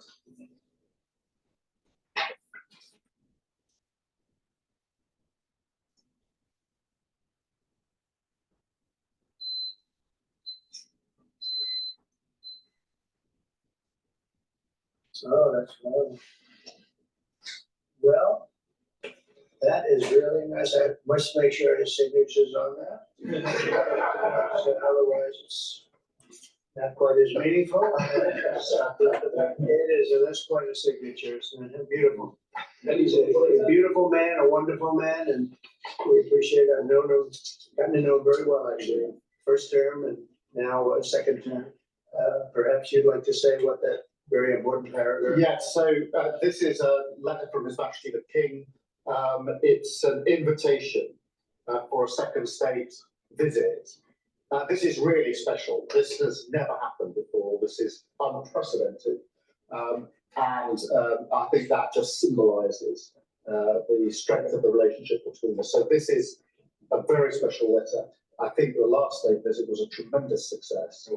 His Majesty the King wants to make this even better than that. So this is truly historic, an unprecedented second state visit. He wants to talk that through with you. And that says at Windsor. That's Yes. really something. Yes. What I haven't got yet is your answer. Yeah. I do need to. The answer is yes. We have our wonderful First Lady, Melania, and myself. The answer is yes, and we look forward to being there and honoring the King and honoring really your country. Your country is a fantastic country, and it'll be our honor to be there. Thank you very much. Well, thank you very much, Mr. President. I shall happily take that back to His Majesty. Thank you. Keep that one. Yeah, keep that one. President Trump, Andrew and Tristan Tate landed in Florida today on a private jet after being released in custody in Romania. They are accused rapists, human traffickers, not thought of as good people in many circles. Did your administration pressure the Romanian government to release them? And if so, I know nothing about that. I don't know. You're saying he's on a plane right now? Yeah, they are. Yeah, I just know nothing about it. We'll check it out. We'll let you know. Obviously, this involves, there's an English element here, so obviously it's important that justice is done, and human trafficking is obviously, to my mind, a security risk, and so we'll catch up with the story. And you're aware? Are you aware? I didn't know anything about it. Like 30% of the federal workforce. Are you tracking how many veterans have been fired so far? Yes, we are. We are, and we take good care of our veterans, so we're watching that very carefully, and we hope it's going to be as small a number as possible. But we are having great success in slimming down our government. It's been really very successful, and some took payouts and buyouts, and others took other things, and some people we're finding out don't even exist. We're finding that we have a lot of people that don't exist, that people thought that did. We will be making a statement of that, but we're taking care of our veterans. We love our veterans. We're going to take good care of them. Mr. President, could you be persuaded as part of a peace settlement in Ukraine to provide air cover, a backstop security position to the contributions that Europe might make as well? Well, so President Zelensky's coming to see me on Friday morning. And we're going to be signing really a very important agreement for both sides because it's really going to get us into that country. We'll be working there. We'll have a lot of people working there. And so in that sense, it's very good. It's a backstop, you could say. I don't think anybody's going to play around if we're there with a lot of workers and having to do with rare earths and other things, which we need for our country. And we appreciate it very much. And I look forward to seeing him. We'll be talking about it, and we'll also be talking about that today with the Prime Minister. Yeah, I mean, as you know, we've already indicated that we'll play our full part in making sure that any deal, if there is one, and I hope there is, and I think this is a historic moment to make sure it's a lasting deal, we're about to have a discussion about how we can make that work. But I have to say this, as I said yesterday, you're talking about a peacekeeping force. We have to make a deal first. Right now, we don't have a deal. We have Russia, we have Ukraine. I think we're very well advanced. I think Russia has been acting very well. Representatives Steve Witkoff and Scott and Marco and JD, we're all involved, every one of us, and a lot more. But I think we're very well advanced on the deal, but we have not made a deal yet. So I don't like to talk about peacekeeping until we have a deal. I like to get things done. I don't want to give it the bad luck sign. We don't want to do that, but we've had very good talks with Russia. We've had very good talks, as you know, with Ukraine. Yes, sir. Mr. President, does the Prime Minister have to choose a closer relationship with the EU as he is seeking and a good trade relationship with you? Which one do you go for? Well, I think we have just a great relationship. We actually had a good relationship before. We've met a couple of times, and I'm very impressed with him and very impressed with his wife. I must say, she's a beautiful, great woman. And I said, you're very lucky.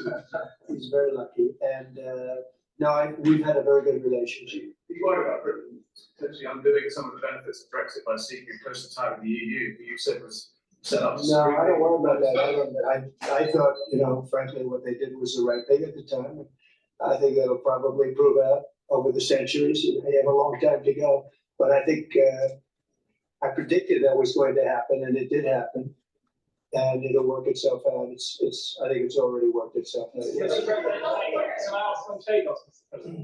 Keir Starmer has signed a deal to give away the table silence to Mauritius. Will you approve that deal?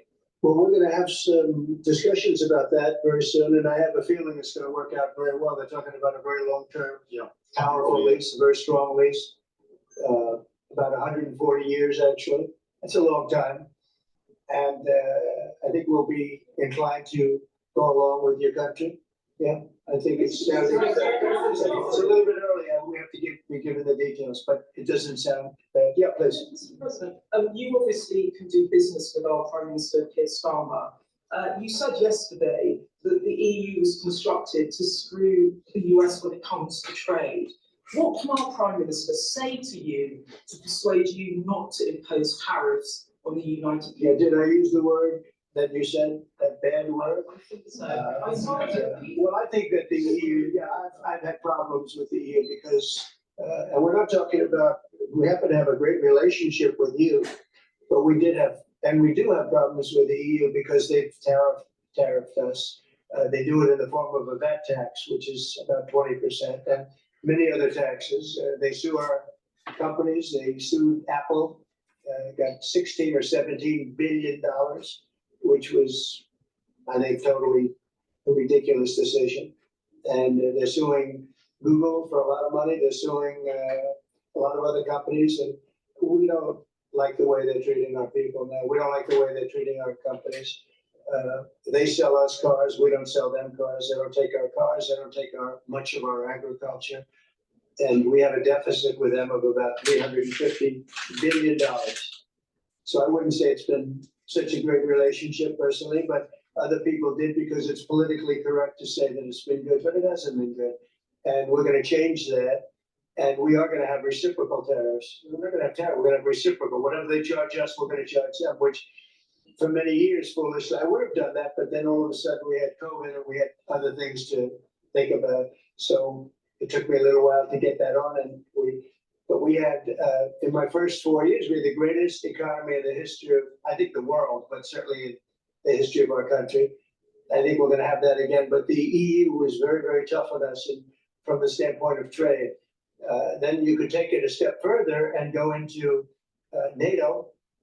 And that was a very tough situation for us. I mean, that's been a very tough situation because we were paying a disproportionate share and it wasn't good. So, as you know, they paid hundreds of billions of dollars after I got involved.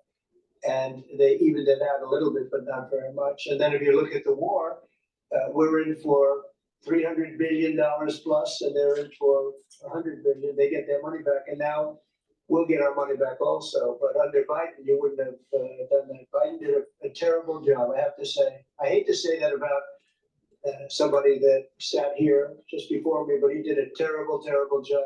That war should have never happened, the war between Russia and Ukraine. Frankly, October 7th should have never happened. Israel, that should have never happened. What happened there should have never. Inflation should have never happened. Afghanistan should have never happened. The way they got out, not getting out, but the way they got out. So, but I can say that as far as we're here for a different reason, we're talking about a very different place. And this is some place that I have investments there. I own Turnberry, I own Aberdeen, and I own a great place called Doonbeg in Ireland. So, you know, I have a great warm spot for your country. And our trade obviously is fair and balanced and value over at surplus. So we're in a different position there. And obviously we contributed hugely in relation to Ukraine and taken together with Europe, that's about 50%. It'll work, yeah. It'll work. Okay, so does that mean there won't be any sanctions on the UK? We'll have to take a look. I mean, we're gonna have a good discussion today, and we have some very talented people on the other side, and we have some people that probably aren't as talented as them, but they're pretty good. Martha, what do you think? Our people are doing that. And we're gonna have a good discussion, and we'll be talking about Mr. Starmer, the Prime Minister, has said that he believes that Vladimir Putin would be at risk of invading Ukraine again without a sufficient backstop. Do you think that Vladimir Putin would be likely to invade again in the event of peace? I don't think so. I think when we have a deal, it's gonna be the deal. I don't think if I didn't win the election, I don't think we'd be even talking to Putin right now or anybody else. I think it would just, you know, I don't know if you're looking at the stats, but thousands of people are being killed a week, soldiers mostly, because the towns have been destroyed. There's thousands of soldiers. This was a very bad week, by the way. I get the stats. And you're talking about a human life. Number one, I want to see that. And it doesn't involve American soldiers, but it's Russian and Ukrainian soldiers. And I think I'm speaking for both. Number one, we want to see that stop. And number two, I want to stop paying the kind of money that we're talking about. You know, we're helping, and we're helping NATO, but we're helping a lot more than anybody else by far. And I want that to stop also. Thank you, sir. You talked about trade tariffs this morning on your side. Just a question about China. 10% tariffs has already been implemented on China. Are you planning to do additional 10 above? This will be an additional 10 above. And is there, from the talks with Canada and Mexico so far, are you not seeing the progress that you wanted in order? I don't see it at all. No, not on drugs. We've done a great job. If you look at Tom Homan, he's been incredible, and Christie, they've done a great job in terms of the border. But the drugs continue to pour into our country, killing hundreds of thousands of people. We're losing substantially more than 100,000 people. I mean, dead. They're dead. The families are destroyed after that happens. So it's, you know, it's not just that. That's the ultimate. But the families are absolutely destroyed. The drugs come in through Mexico. They come, a lot of them, not all of them, but a lot of them come from China. And that's why we did that. It's 10 plus 10. Okay, 10 was there confusion on that? There was. Yeah. Okay, 10 plus 10. It's a second 10.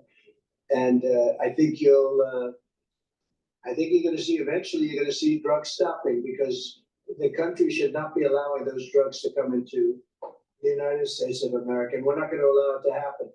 So that goes on the 4th of March. And then on the 2nd of April, we have reciprocal tariffs. That's reciprocal, where we charge countries what they're charging us. And nobody should have a problem with that. We have reciprocal, it's reciprocity. It's something that I think Everybody I've spoken to said that's fair, and it is. If somebody charges us 25%, we charge them 25. If somebody charges us 10 or 15 or 30 or 70, we charge them an exact like amount. And it's pretty simple, but it's reciprocal tariffs because the United States has been taken advantage of by many, many different countries, including our friends, friend and foe. And in many cases, our friends took bigger advantage of that. When you talk about the EU, we're talking about the EU. The EU has been really very bad to us in terms of trade. And I'm a different kind of a president. I can't let that happen. Thank you. Yeah, please, ma'am, go ahead. What would you be willing to do if Vladimir Putin did not stick to the terms of any deal on Ukraine? If he now what? He did not stick to the terms of any deal on Ukraine, because he's a history of not sticking to his word when it comes to international agreements. I think he'll keep his word. I think I've spoken to him. I've known him for a long time now. Well, we had to go through the Russian hoax together. That was not a good thing. It's not fair. That was a rigged deal and had nothing to do with Russia. It was a rigged deal with inside the country. And they had to put up with that too. They put up with a lot. It wasn't just us. They had to put up with it, with a phony story that was made up. I've known him for a long time now, and I think he will. I don't believe he's going to violate his word. I don't think he'll be back when we make a deal. I think the deal is going to hold. Now they're going to have security. You're going to have security. You're going to have soldiers. I know France wants to be there. The president has said he wants to have soldiers there. I don't think we're going to even be necessary, but I don't think there'll be any problem with keeping the deal with the security. You want to say something? No, I was just going to say, I mean, the deal, if we get it, is going to be hugely important. I don't think it would have happened if the space hadn't been created for it by yourself. But if there's a deal in, we've got to make sure it's a deal that lasts, that is not temporary, that lasts, and that's why we need to make sure that it's secure, and we've lent in and said we'll play our part, and we've talked and we will talk about how we work with yourself, Mr. President, to ensure that this deal is something which is not violated. It's very important. If there is a deal, we keep it. And that will be, and I think I can say that will be the easy part. That's the part we look forward to, because putting security there, that's the part we all look forward to. That's easy. The difficult part is getting the deal made. So, but I think we've come a long way. Did you have something? He's got such a nice face. No, he's smiling. But watch, you'll ask a total killer. Those are the long time. Yeah, the ones that get you. He looks like a nice guy. Personal level, Mr. President, what do you get on most? What's your common ground with Sir Keir Starmer? Because you're both from different political backgrounds. It's true. I think I can say this because we've known each other now really for a little while. This is not our first meeting, as you know. He loves his country, and so do I. That's our common theme. He loves his country, and I love our country. And we also have two countries that have gotten along for the longest period of time. Number one ally of each side, and we have good France, Australia. We have a lot of good ones, but we've had a long time relationship. A long time, hundreds of years. And we like each other, frankly, and we like each other's country, and we love our country. And I think that's our common thread. On tariffs, you just said, China, you were, I'm the independent, that's good. It's on tariffs, you just said that China, you charge them as you charge China, but the tariffs are paid mostly by American importers and consumers. No, they're not. No, I think they're paid for by the country. But look, we can get into that. I put a lot of tariffs on in my first term, and we made tremendous amounts of progress because of those tariffs. China paid us hundreds of billions of dollars, billions. We never had because they took advantage. And President Xi's a friend of mine, but he knows better than anybody. He took advantage of our country. He took advantage of presidents that didn't know what they were doing. And they expect them. They actually expect them. The smart countries expect them from me because they know me and they know our country. But they got away with murder for decades, and we just can't let that happen anymore. Behind you, please. It sounds as though one of you completely trusts President Putin and one of you doesn't trust him an inch. Have I got that right? And why do you trust him? Look, it's trust and verify. Let's call it that. And I think we both can be that way. You have to verify because you never know what's going to happen. I know a lot of people that you would say no chance that they would ever deceive you. And they're the worst people in the world. I know others that you would guarantee they would deceive you. And you know what? They're 100% honorable, so you never know what you're getting. No, I have confidence that if we make a deal, it's gonna hold. Mr. President, on fentanyl, Mr. President, less than 1% of all fentanyl that comes into the US is apprehended at the Canadian border. So why use fentanyl as a reason? Because they should be apprehending much more. They're only apprehending 1%. You're right about that. It's a little more than that, but they should be apprehending much more because a lot comes through Canada. And as Mexico gets stronger in terms of the border, it goes up to Canada. And a lot of drugs are coming in through Canada. We can't have that. Mr. President, Yeah, go ahead, please, Rebecca. is there anything you can say tomorrow to President Zelensky to reassure him that his country's war hasn't been in vain and its sovereignty is not going to be threatened by any deal with Russia? Well, you know, he's coming. Perhaps he's already on his way. And we're going to be signing the deal together, probably in front of the media. And we're going to be having a good conversation. No, we want to work with him, President Zelensky, she said before. We want to work with him and we will work with him. I think the president and I actually have had a very good relationship. It maybe got a little bit testy because we wanted to have a little bit of what the European nations said. You know, they get their money back by giving money. We don't get the money back. Biden made a deal, he put in $350 billion. And I thought it was a very unfair situation. We're not getting all of ours. I mean, quite a bit of ours was gifted, it was given. There were some loans, but mainly it was gifted actually. Mr. President, the Europeans want Ukraine to be part of NATO as part of this deal. Are you willing to budge on that at all, or is it a further? Well, I could be very nice and say, oh, well, we'll work to it. But it's not going to happen. It's just not going to happen. That's what started this whole thing. And Biden said that, and all of a sudden the gun started. That was one of the primary reasons this started. And this was long before President Putin. They never said it was an impossibility. So we can say, oh, gee, well, we'll try, but that's something that's just not going to happen. And then the other question I ask is about the land. Will you get your land back? Well, they fought long and hard on the land, and you and I will be discussing that. We're going to certainly try and get as much as we can back. But on the NATO, it's just not, that's not going to happen. Yeah, Mr. President, you talked about having common ground with Keir Starmer, but there are things you disagree on as well. You described Zelensky as a dictator. You described President Putin as a dictator. Do you see that as a problem? The relationship between President Zelensky and President Putin is not a good one. You've noticed, right?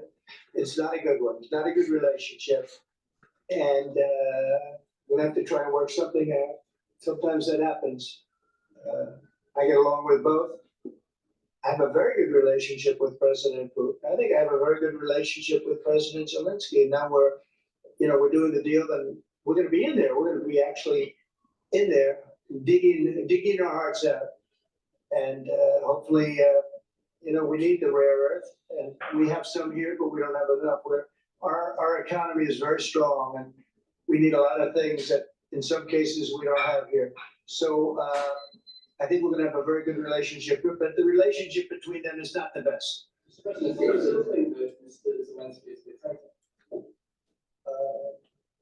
Did I say that?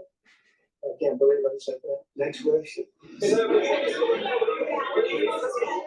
Yeah, please, go ahead. Yeah, so quick point in financial times. Do you see any situation where US forces could be deployed as a backstop in a peaceful operation in direct confrontation with Russian forces? Well, there is a backstop there. First you're gonna have European countries because they're right there. We're very far away. We have an ocean between us.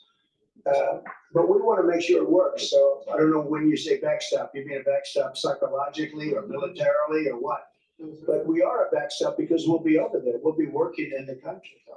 We're going to be, that's a great thing economically for them because, when you talk about economic development, we're going to have a lot of people over there. So we'll be working in the country. So I just don't think you're going to have a problem. I think when we have an agreement, you can say whatever you want about security, who's going to do it or on, and that's going to be a very pleasant conversation. The hard conversation is, will we have an agreement? And I think the answer is yes. I think Russia will agree. And I think that, I really believe Ukraine will agree also. So when you discuss this as well, just to follow on that, if British troops are in Ukraine keeping the peace and get attacked by Russia, will you come to their aid? If the British people are in Ukraine and they get attacked, you know, I've always felt about the British, they don't need much help. They can take care of themselves very well. You know what? No, it sounds like it's evasive, but it's not evasive. You know, the British have been incredible soldiers, incredible military, and they can take care of themselves. But if they need help, I'll always be with the British, okay? I'll always be with them. But they don't need help. You look at their career, you have done very well over the years, haven't you? We have, I'm very proud of my country. And but we've also always been there backing each other up between our two countries. That is why this is the greatest alliance for prosperity and security I think the world has ever seen. Whenever necessary, we absolutely backed each other up, and that's. Could you take on Russia by yourselves? Well. All right, one or two more. Yes, sir. In his remarks at the Munich Security Conference, Vice President Vance condemned free speech violations in the UK. Particularly, could you respond? What is your message? I have an idea. We have the man right here. Come on. Let's go, JD. Let's put you on stage. Great. Yeah, look, I said what I said, which is that we do have, of course, a special relationship with our friends in the UK and also with some of our European allies. But we also know that there have been infringements on free speech that actually affect not just the British. Of course, what the British do in their own country is up to them, but also affect American technology companies and by extension, American citizens. So that is something that we'll talk about today at lunch. We've had free speech for a very, very long time in the United Kingdom, and it will last for a very, very long time. But no, I mean, certainly we wouldn't want to reach across US citizens, and we don't, and that's absolutely right. But in relation to free speech in the UK, I'm very proud of our history there. We've been discussing all this with the Australians and the Brits. We'll be discussing AUKUS with the Prime Minister's son. What does that mean? AUKUS, the Australia-US defence line. So we'll be discussing that. We've had another great relationship, and you have too, with Australia. Yeah. We've had a very good relationship with Australia. Mr. President, while we have a Vice President here, are you both disappointed that the AfD didn't come first in the German elections, given your previous support for them? No, whatever happens with Germany, look, the relationship has been very strong with Germany, but we'll have to see what happens. They have a lot of things going on right now. We'll have to see. No, I'm not disappointed about anything. If anything, you would say that the group that we would be most opposed to lost, and but we got along with them also. We have a very good relationship with all groups in Germany. CEO Eric Prince was on our channel News Nation. He was talking about his proposal to use private forces to assist in deportations. Have you read that proposal and do you support it? No, I haven't seen it. I don't think it's necessary. Our people are doing a phenomenal job. I wouldn't be opposed to it necessarily, but I'd go to our military people and I'd go to Tom Holman and Christie. I'd go to the various and ask, but I don't see it as being. We're doing unbelievably in getting people out, getting criminals out, people that should have never been here, that the Biden administration with a stupid open border should have never allowed. They came in from prisons and jails and mental institutions, and gang members and drug dealers coming into our country like this. We're getting them out and we're doing really well every day. The level of effectiveness has been incredible. Everybody's talking about it. How about one more? Mr. President, Well, not you best. Mr. President, one in the Middle East. Go ahead, you look so good. Here we go. Here we go. Are there areas specifically of Ukraine that you're talking about, if giving back specifically Crimea? Have you gotten to those details yet on such a thing? Well, you mean the areas that were taken? Yeah, there are a lot of areas that were taken. Yeah, we've talked about it. A lot of the sea line has been taken. And we'll be talking about that. And we're going to see if we can get it back or get a lot of it back for Ukraine if that's possible. We'll be seeing about that. Okay? Thank you very much, everybody. Thank you, Chris. Thank you, Chris. We're headed out. Thank you. Thanks, guys. All right, everybody, you have been listening and watching President Trump, and you could. It is a very special next 4 years to be able to watch Trump and him free flowing in the Oval Office with the press. We will never see this again the rest of our life. Please go to my store, the-studio-reykjavik.com. Get the vitamin D3 and the K2, stack them together. They work great as a cardiovascular stack, but also for a bone stack, for a bone health stack. Take calcium and do resistance training. Take the D3 and the K2, MK7 molecule, take those together. And by doing that resistance training and taking in that calcium, what you're going to have is you're going to build stronger bones. Your bone density will improve. So please go to the store, the-studio-reykjavik.com, stack the D3 and the K2 together. But this will also help with your cardiovascular health because it's going to reduce the calcium depositing around plaque. Now, to improve the cardiovascular health even more, take nattokinase, and this reduces clots because it breaks up clots because it's fibrinolytic. But also nattokinase helps to bring down LDL levels and increase your HDL levels. So your total cholesterol is going to be better. So if you are improving your total cholesterol and you're reducing the actual calcium depositing, then you're reducing plaque formation. So this is a great stack for cardiovascular. And the added benefit is that if you're doing resistance training and taking in calcium, you're going to be depositing that into your bones and strengthening those bones. That's very important as you get older for males and females, but especially for females that are postmenopausal. Because if you don't put some resistance training on your bones are becoming brittle. So please pay attention. It's a holistic approach. You can improve your bone health and your cardiovascular health at the same time. So please go to my store, the-studio-reykjavik.com. Get the D3, the K2, and the nattokinase. It's a great stack. I have a longevity box called the Longevity Cardiovascular Health Box. Take that, and it has all the supplements you need to reduce plaque formation and to reduce the chances of additional plaque formation. So please go to my store, the-studio-reykjavik.com. I also have Longevity Box Bone Health, where you get the collagen, the D3, and the K2. So please go to my store, the-studio-reykjavik.com. Get the separate supplements or the longevity or anti-aging boxes.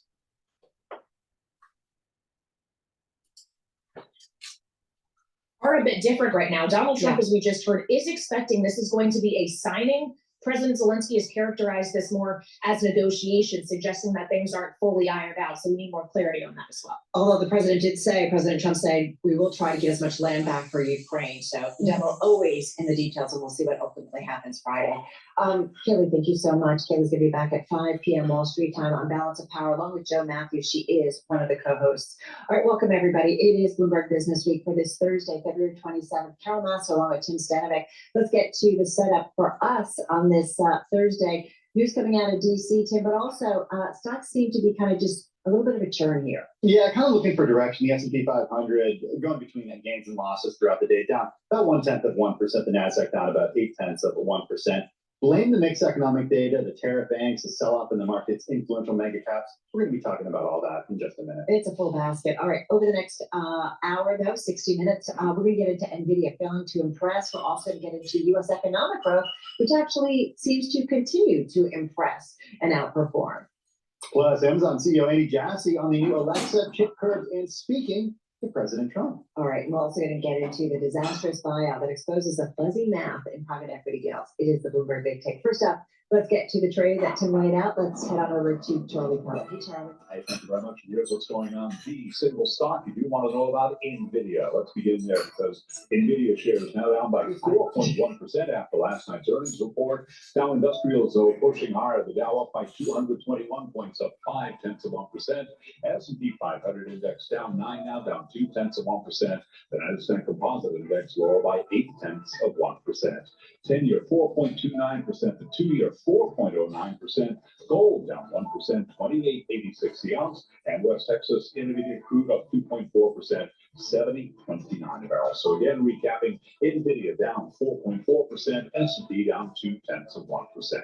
I'm Charlie Pallett, and that is a Bloomberg Business Flash. All right, Charlie, thank you so much. Charlie watching, talking about this a lot today. Nvidia kicking off trading today at the open with a nearly 3% rally, only to see it run out of steam. The stock right now down more than 4%. The chip maker is at the center of the AI spending boom.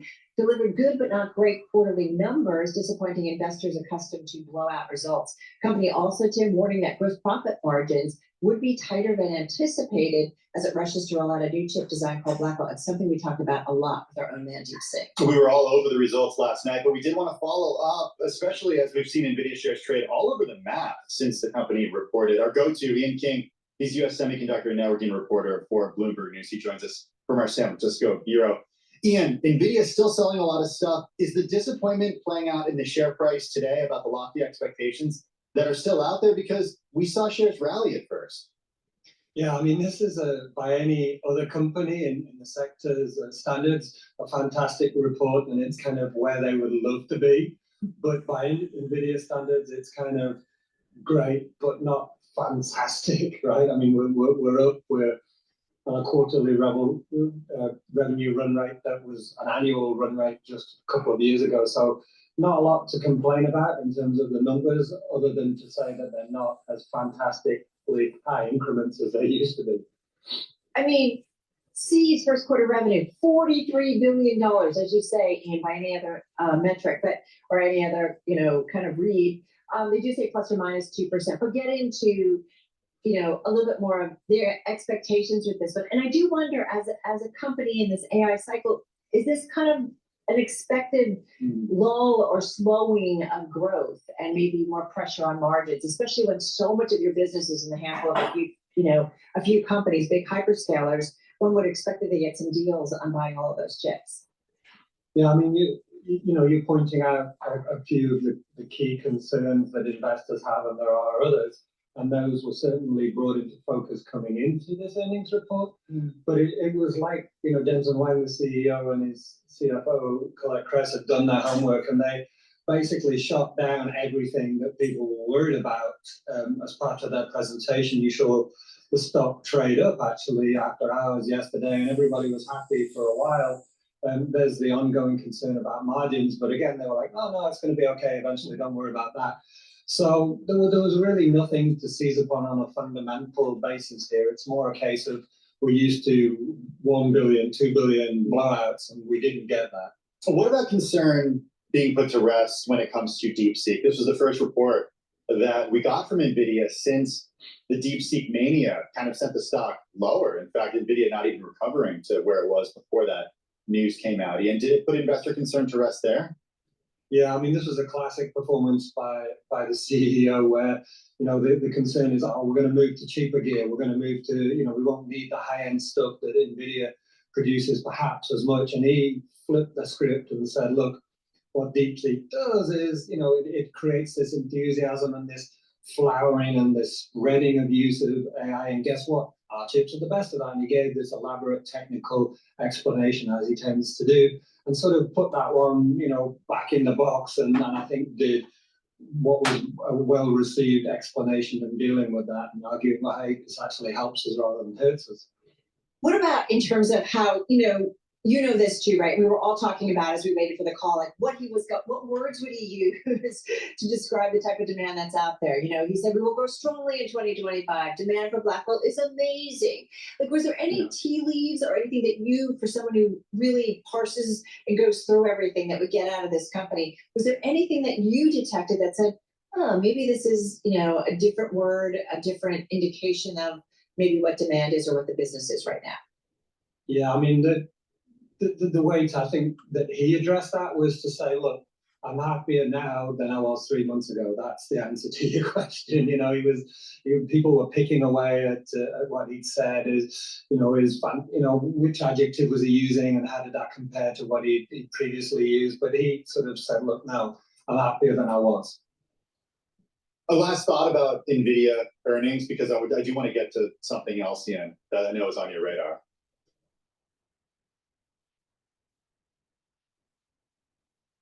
Ian, I don't know if we lost you. Okay, Finally, you're back now. okay, I will get to that last thought then. We thought you were just like ghosting us for Yeah. a moment. The last thought is to wrap up Nvidia earnings because there's something else that I know is on your radar that I want to talk about. I'm sorry, you've gone again. Okay, let's wrap up Ian. And big thank you to Ian King. He's Bloomberg News semiconductor and networking reporter, joining us out there in our San Francisco bureau. It is the epicenter of technology, but sometimes, Carol, the tech doesn't work. Yeah, listen, hey, welcome to our world. Sometimes this happens. We did want to point out, though, that there is a great story by Ian and Matt Day on the Bloomberg about Microsoft, Amazon, and Nvidia urging President Trump to revise the chip export curve, something that we know has been playing out this week and something we continue to watch, and certainly Ian does. So we'll keep an idea. I mean, keep in mind, these companies, mega big players, a market valuation of over $8 trillion, talking to the president and his administration about this. Yeah, check this one out on the Bloomberg terminal because Ian and Matt write that in rapid succession today, Microsoft's president and Amazon's CEO both said that the Trump team should reconsider Biden-era regulations that would cap the export of AI semis to nations including Israel, Saudi Arabia, and the UAE. I gotta say, this is really important and it ties together some of the economic watch that we've been on. I mean, listen to this, everybody. Almost 60% of US adults expect President Trump's tariffs will lead to higher prices. This is according to a Harris poll conducted for Bloomberg News. Some 44% say the levies are likely to be bad for the US economy. That compared to 31% who said they'd be a boost. So let's tie it all together. We've got some thoughts on higher prices, inflation, US economic growth. With us in studios, Bloomberg News economics editor Molly Smith joining us right now. Hey, a lot to get to and a lot to tie together. First of all, I do want to start with the backdrop, backward looking, but GDP today. Good news once again in terms of US economic growth. Yeah, we weren't expecting too many revisions out of this. So what we got today was the second estimate that the government puts out on fourth quarter GDP. So we even get another one. So just in case This the is picture a boring one, I feel like. Yeah, and I mean, look, you never know. Yeah, Sometimes there could be something interesting. I mean, in the next one, we'll actually get our first look at corporate profits and gross domestic income in the period, which a lot of people like to look at those metrics more. But if you're looking at, the basics of GDP, consumer spending, and inflation, actually, that was really more where the big surprise was in this, was that the underlying measure of inflation, this is the PCE measure, that one actually rose more quickly at the end of 2024 than was initially reported. So definitely adds to the idea of what we're going to talk about, I think, in your next question, perhaps, of where inflation is going and why it's still heating up again. Here we are in almost March, right? And at the end of 2024 was still bad news. Yeah, that's exactly where we're going because tomorrow, big economic news, of course, we get the Fed's preferred inflation gauge. We get the sense from a lot of people, including you, that the conversation is now shifted to inflation being more sticky or sticking around longer. Yeah, the thing is that we've all been waiting for really. Shelter is such a huge part of this story for housing costs to come down, and because that obviously is such a huge expense for really all American households, and that is where some of the most persistent strength has been, and especially when you're looking at the core measures that exclude food and energy. But hey, it's not like we're excluding food out of our everyday lives. Groceries are expensive, obviously. Right, eggs are a huge part of that story right now. Broader grocery prices not as quite as actionable as what's going on in the egg world with bird flu, but it's still just generally you're not really getting as much deflationary or disinflationary sources in the broader scope of goods and services. Why is it still so sticky? I get the egg thing. We understand. Yes. And there's just different stories. We all come in with our stories about not being able to get eggs or how expensive they are. So why though overall? Is housing just because it's going to take a while? Like things like that kind of stay, you sign a lease, you buy a home, like some of this stuff.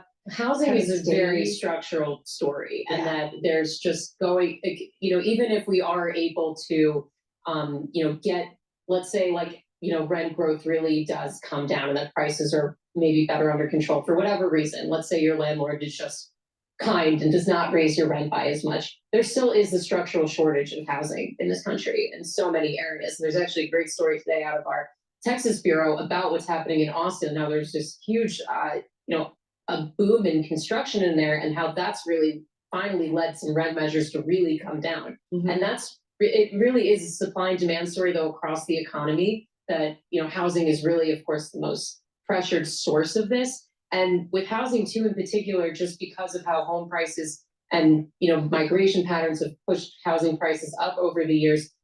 Just looking at like, when we look at these different buckets of home prices and like, when you're looking at ones that are maybe in the 1 to 200,000 range, 2 to 4, and it's like, there just really aren't that many houses, really, no matter where in the country you are, that are priced at that level anymore. Maybe those homes used to be in those buckets, but everything's just kind of shifted up. And that's really in housing the problem. It is all just really shifted higher, and it's hard to see without just a really big boom in construction how that gets reversed. That's not a problem the Fed can solve. No, they That's the can't build challenge. houses. And Jay Powell's talked about that. Yes. He's yeah. talked about that a lot over the last few years. So is there a chance that the next Fed move could be a move higher? I think if that were to happen, there definitely is some betting activity on that. I don't know if that's necessarily a 2025 event.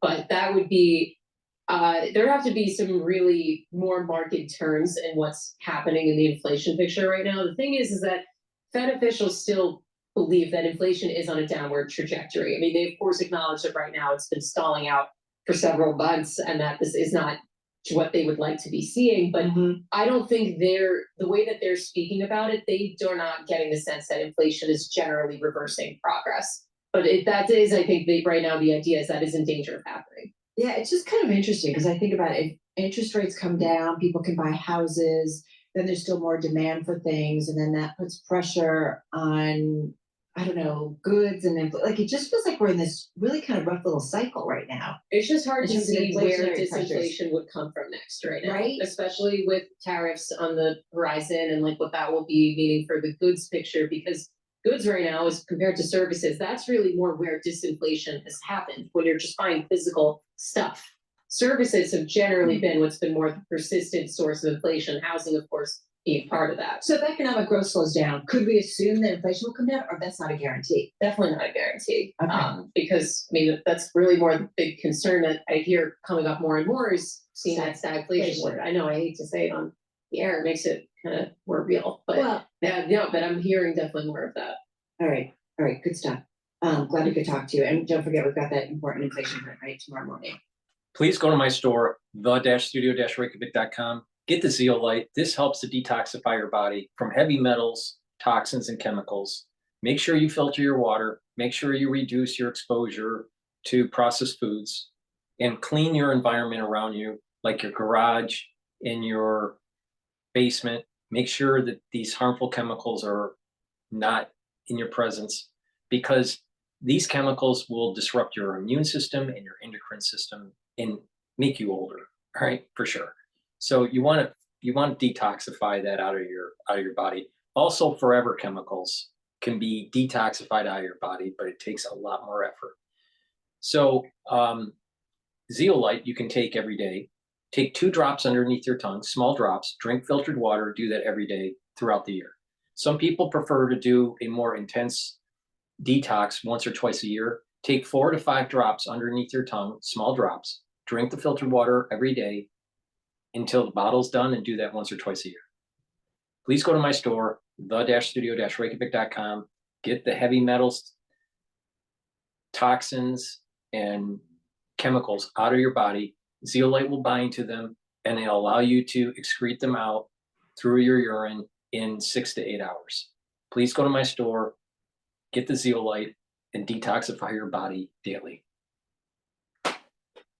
Myotrol is a great supplement to take to help build muscle and maintain muscle. When you get older, you start to atrophy.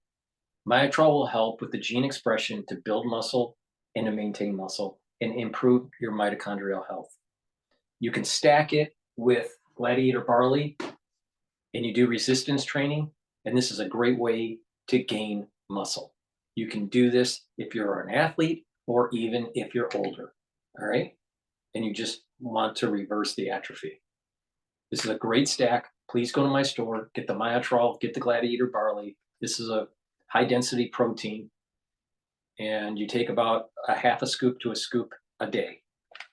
This is a great stack, but you can buy them separately.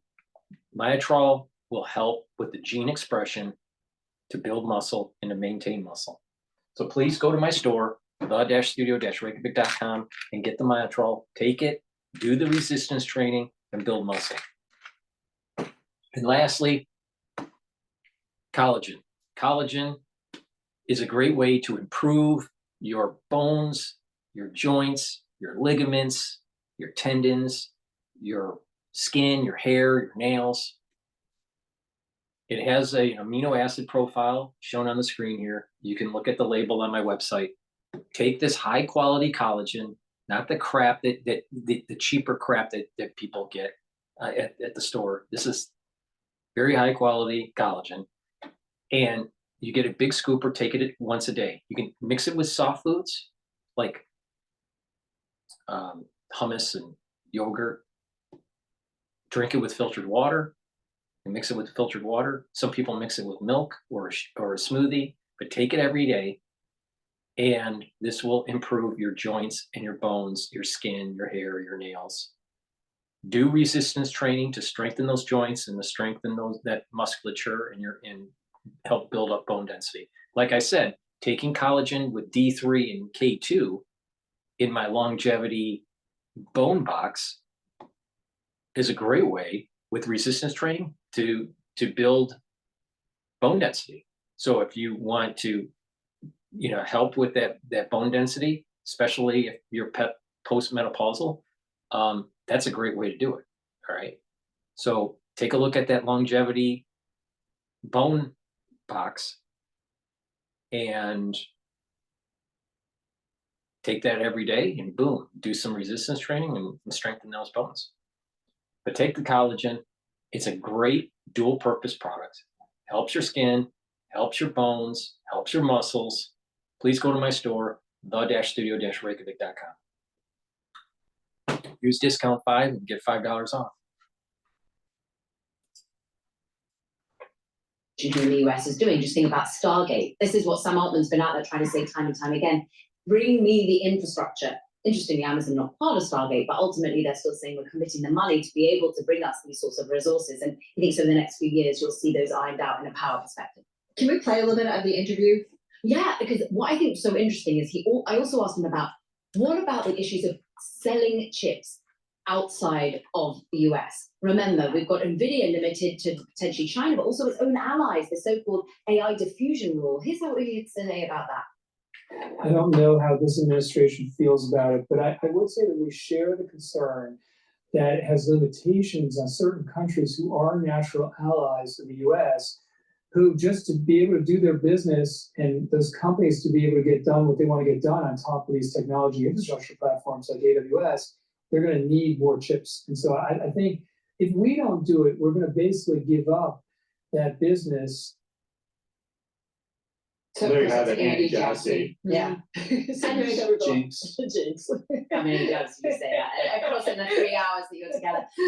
Exactly. He's sort of saying that this AI diffusion rule was brought in very late in the day in the Biden administration, and actually the ripple effects are significant. Yeah. He's not too worried about his AWS part of the business thus far, but ultimately he thinks it's more of a US competitive edge here. So what's Amazon doing to try to ease the concerns that investors have and that its own company has about capacity? Yesterday you talked about Trainia. What is Amazon doing? Well, precisely. They are basically creating this flywheel that he likes to talk about. There's so many flywheels when it comes to Amazon, whether using Alexa Plus to be able to just use their content more or buy more stuff using Amazon. But when it comes to AWS part, look, they invest in chips that therefore allow compute that gets people on Bedrock building more, using models that they offer and building and curtailing their own models. Then they bring the applications and then more compute is necessary. So they still have this whole vertically integrated flywheel, but they do need the investment behind that to ensure that more and more chips can get used. And he's saying more and more people will depend on Trainium because they're more cost efficient. But remind everybody Andy Jassy's background. I mean, this is in his DNA. Yeah. He's the AWS guy. He is. He basically birthed AWS alongside, of course, Jeff Bezos, who is the founder of Amazon under that particular leadership. If you want to get talking quantum chips, AWS, you can do it for hours with Andy Jassy. He's also a massive sports lover, and he wants to be talking about the Rangers here in New York or the Giants. He obsesses about buffalo wings and where to get the best ones. He's doing eating competitions. The guy was born in Scarsdale, so like he knows New York, and that's what he's using Alexa Plus for. But he is really someone who's incredibly in the weeds when it comes to West. Still No, I know. And as someone who lives upstate, but yeah, they are really trying to talk about ultimately how they can alleviate some of the issues to help his profit business grow faster, because AWS has been the profit side of the business, the e-commerce of course is like the revenue side. So in terms of the chip export restrictions that President Trump and his administration are thinking about, as our Ian King and Matt Day report, Microsoft, Amazon, Nvidia urging the administration, right, to revise these export curbs. Did he give you any insight about whether he thinks it's going to happen? I mean, he's been, after the inauguration, he tweeted and congratulated President Trump. Yeah, he's been in touch. Does he feel like the administration is listening? Yes. and is open and understanding to what this might mean, certainly for American companies? He's saying he is really buoyed and optimistic about how much this administration wants to work with business, wants to work with private and public coming together to understand the issues of business. He really was very optimistic about that. What is I mean, it's interesting because you have Jeff Bezos on the other hand. He was the one who's at the inauguration. Exactly. Right? He was the one at the inauguration. He's the one at Washington Post making changes at the Washington Post. How do you view the relationship that these two guys, that this company has with Washington, as being crucial to its success? I think it's a positive one. It's kind of the message Andy Jassy's giving. I think Andy Jassy's there making it clear, like, yes, Jeff Bezos is up there at the inauguration doing, I mean, think about some of the work that's been done by the administration has been pretty positive for Amazon. De minimis. The idea that you are limiting the cost wins that some of these Chinese competitors like Shein had by getting in the parcels much cheaper, that's going to go.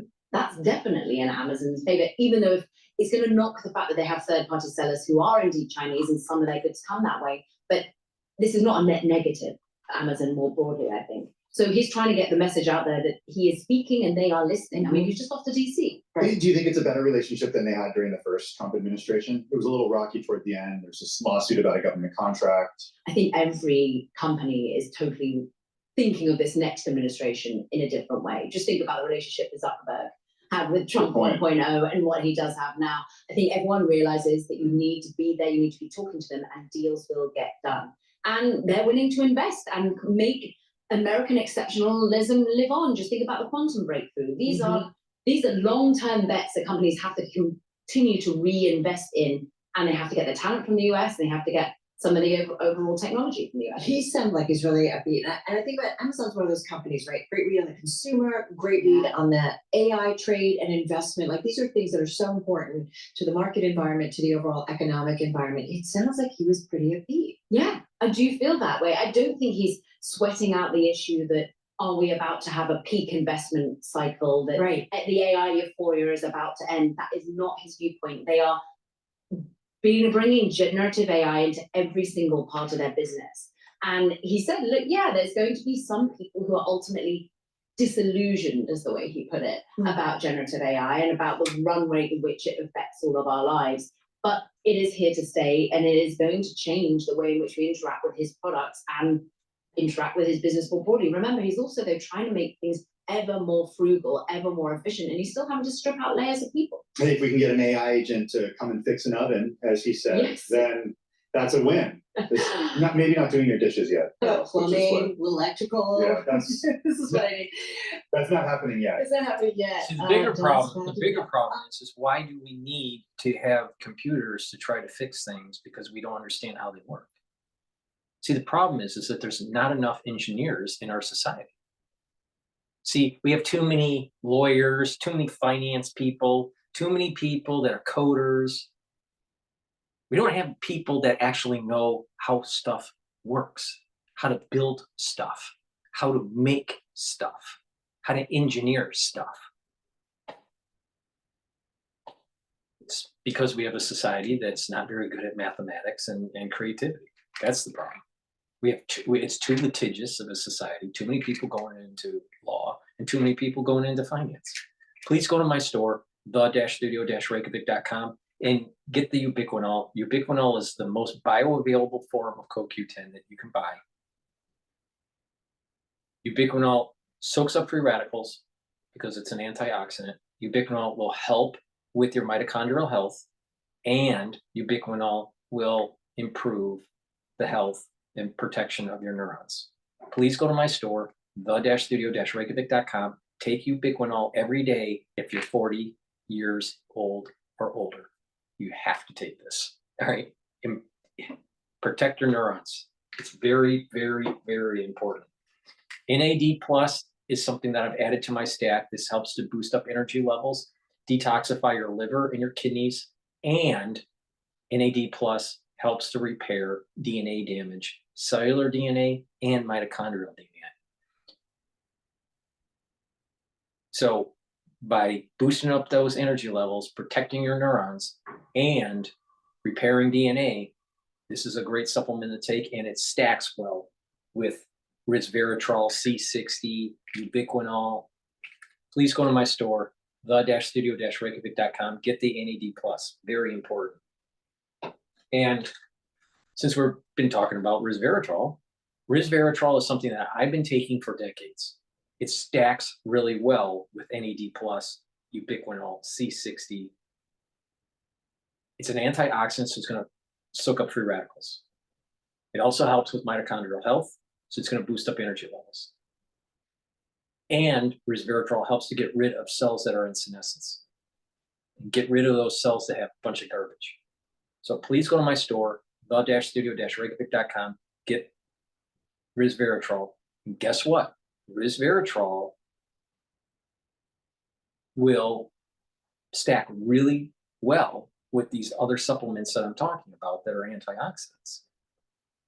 So to get the max benefit of resveratrol, you should stack it with these other antioxidants. So please go to my store, the-studio-reykjavik.com, use discount 5, build up your own stack, and get healthy. Follow my lead, and I'm telling you how to combine these things in such a way to improve your health. All right. Let's go to CNN. They're talking about office workers being let go in the government. They were given 15 minutes within a designated 1-hour window to pack their things and get out. This is happening hours after the Supreme Court gave the Trump administration a temporary victory and granted an emergency request to pause $2 billion in court-ordered payments to foreign aid contractors. CNN's Arlette Saenz is live in Washington, D.C., outside of USAID headquarters. What are you hearing as people have to go in and get their belongings in 15 minutes time? Well, Sarah, it's really been an emotional moment for many of the staffers who are coming here today to collect their belongings at USAID. We have seen several federal workers who were either fired or placed on administrative leave coming to collect their belongings. As you mentioned, they have about a 15-minute window to pick up any items from their office that they want to take home with them. And we are outside of the headquarters right now, where, as you can see behind me, dozens of people have assembled to try to offer their support for those USAID workers who are now leaving their jobs. I spoke a few minutes ago with a young woman named Julianne Alford. She was participating in the Presidential Management Fellows here at USAID, which President Trump terminated just a few days ago. Here is how she described her experience throughout this process as she came here to pick up her belongings today. It's been horrible. There's been like little to no communication with us. We're being treated terribly. I'm worried about overseas staff coming back. I've heard there's little to no communication with them. There's been no like offboarding with us. It's just been very sudden everything. One day being locked out of the building, the next being told you're on admin leave, things like that. It's been very difficult. So what was it like coming back here today? Heartbreaking.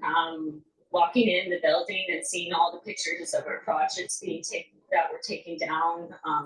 Work like getting children vaccines or providing food aid, things that really matter. Being treated as if they're nothing. It's really hard to see. And so that just provides one slice, one window, that provides one window into how so many of these federal workers who are being impacted by these cuts in agencies and also efforts to reduce the workforce, how they have been impacted. We know that just on Sunday, about 2,000 staffers with USAID were laid off, and many more were placed on administrative leave. This has really been a very uncertain period for so many federal workers in government at a time when the Trump administration has pledged to make cuts at agencies and also trying to reduce the workforce overall. A lot of emotions there. USA, which has basically been dismantled. Arlette Science, thank you so much. Appreciate it. Mark, we're seeing some of the immediate impacts of the ruling and John Roberts kind of putting a stay on this. What is the ultimate impact of all this besides with Donald Trump? Well, I think, first of all, USAID, I think, is gone as far as we've ever known it. Democrats have pretty much given up on trying to fight to get it back. It will end up in the courts, and it is in the courts. And we've seen even this emergency stay right now, Chief Justice John Roberts allowed the Trump folks more time based upon having to give out these contracts to USAID. I think this spells Trump because this is going to be the first step in really Donald Trump successfully dismantling the government. Now, everything that he does try to do, Sarah, is not going to be successful. But in this first step, he appears to be successful. Yeah, this is another thing that we were all watching. Donald Trump giving a really strong endorsement to Elon Musk, who was at the first cabinet meeting, not a cabinet member, but he was at the meeting. Right. And I thought it was interesting that he was like, is anybody unhappy to the room, to his cabinet? And they all clapped. I think everyone's not only happy, they're ecstatic, they're thrilled, Donald Trump said to his cabinet. What do you make of all of this? Well, you know what? Let's have the president himself. Let's hear what he had to say, because it's so interesting about, it says so much in such a little bit of period of time about what we're going to see over the next few weeks, next few months. Let's hear what he had to say. And let the cabinet speak just for a second. If you are, we'll throw them out of here.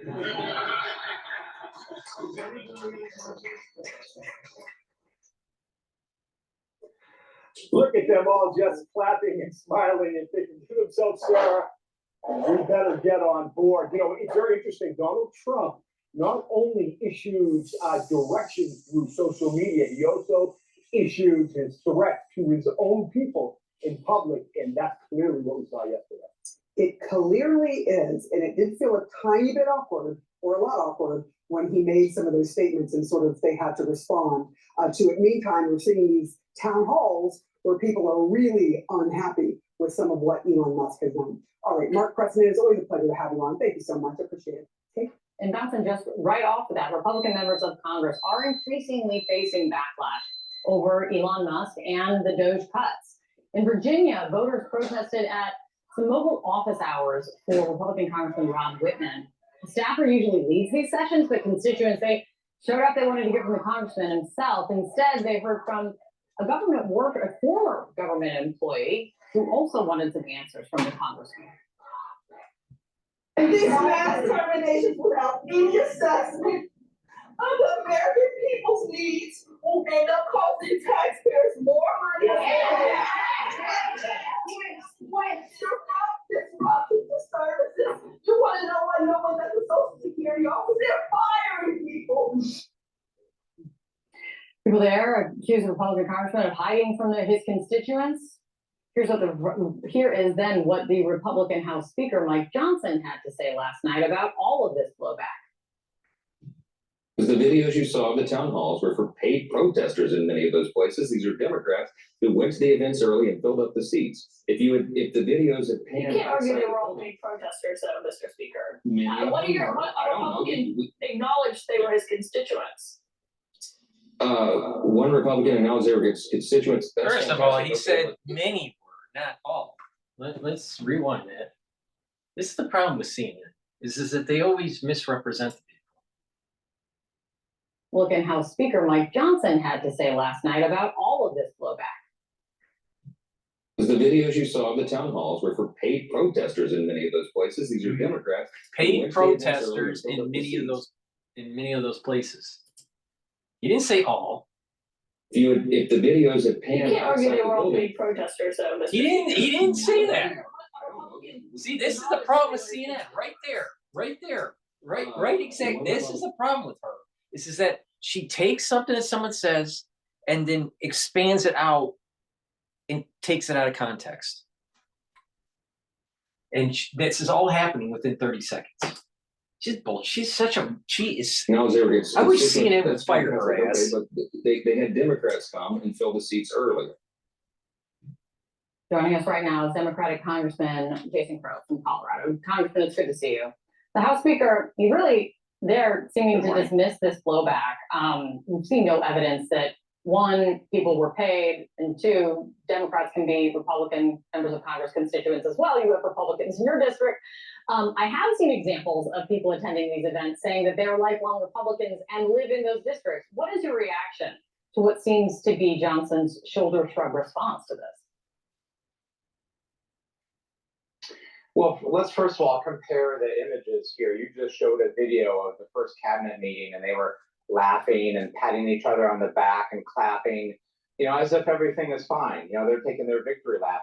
At the same time, if you actually get outside of the DC bubble, you get outside of the swamp, and make no mistake, all these people in the cabinet meeting, these are creatures of the swamp, right? These are billionaires, these are elite executives, these are oil and gas executives, these are lifetime politicians. If you get outside of that room and you go around America, people are hurting, they're afraid, they are feeling the real cuts of what's happening, the real human impact of what's happening, and they're pissed, and they should be pissed. And they're starting to stand up and to be heard.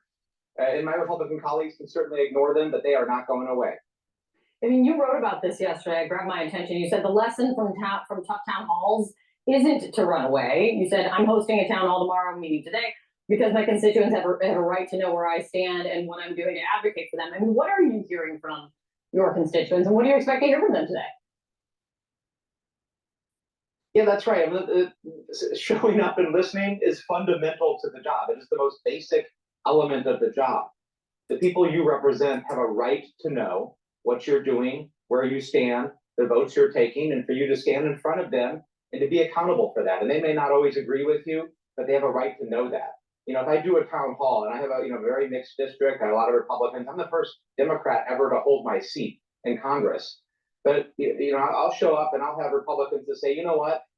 I don't necessarily always agree with you, but at least I know where you stand, and I don't think you're lying to me, and you're being transparent. I'll take that, right? Because that's the start of a conversation, and we can actually develop trust and go somewhere with that.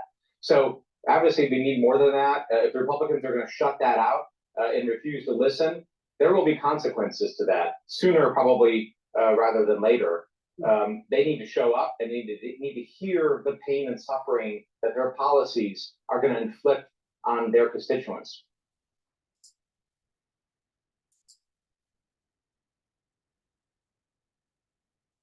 Please go to my store, the-studio-reykjavik.com. Get the NAC. NAC helps to boost up glutathione levels.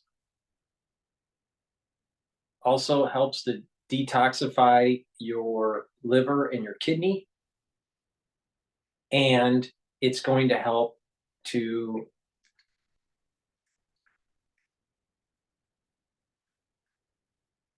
also improve your pulmonary function. All right, a lot of people don't know this, but actually NAC has been found in research to improve individuals that have COPD or individuals that have mucus buildup, and it helps to break up that mucus buildup. So it's a great way to improve your lung health, especially when you get older. All right. So please go to my store, the-studio-reykjavik.com, get the NAC, boost up those glutathione levels, help with your lung health, right? Detoxify your kidney and your liver, and reduce anxiety. By reducing anxiety, you're going to actually bring down those cortisol levels and go into parasympathetic mode. And when you do that, your heart's at a lower heart rate, your body's calmer, and your immune system will be better because you don't have the high cortisol levels. So please go to my store, the-studio-reykjavik.com, and get the NEC. NEC is really important for lung health. So please go to my store, the-studio-reykjavik.com. Digestive enzyme complex. This helps to reduce the load on your pancreas. It's going to break up carbohydrates, proteins, and lipids. It's also great for athletes to help to fuel your body quicker in your pre and post workout fueling and reduce that load on your pancreas, but also for people that are older, 40 plus years of age. Very important to reduce the load on your pancreas, help with breaking up proteins, carbohydrates, and lipids. Please go to my store, the-studio-reykjavik.com, and get the digestive enzyme complex. Digestive enzyme complex also helps to break up clots because it has bromelain in it, and bromelain is fibrinolytic. So please go to my store, the-studio-reykjavik.com. Now, C60. C60 is a very important antioxidant. This antioxidant, you can get in an MCT coconut oil, avocado oil, or extra virgin olive oil. You can get it in a 2 ounce, a 4 ounce, or an 8 ounce configuration. Take a teaspoon a day. It's best to take it on an empty stomach, but take a teaspoon a day. If you're working out, take it before your workout because it's going to soak up the free radicals that you're creating during your workout, and you're going to be able to recover quicker.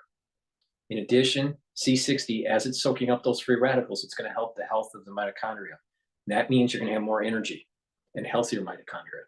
That means that your cells are going to perform better, your tissues are going to perform better, your organ systems are going to perform better, your immune system will perform better, your endocrine system will perform better, your brain will perform better. Why? Because in your brain, you have lots of neurons, and neurons need lots of mitochondria. So by soaking up the free radicals that are in your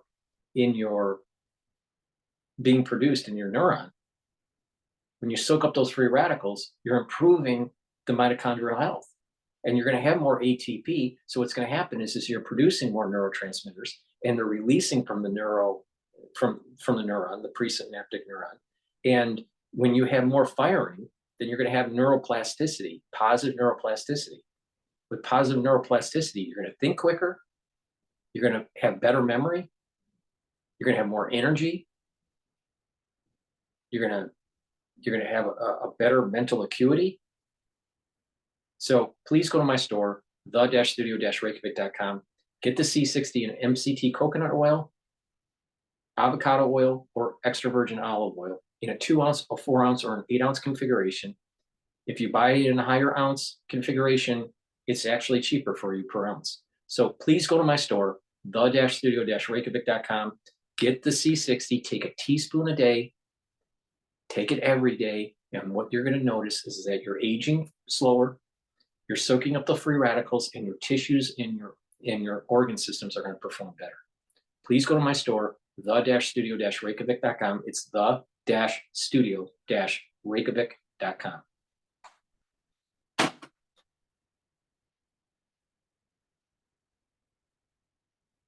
All right.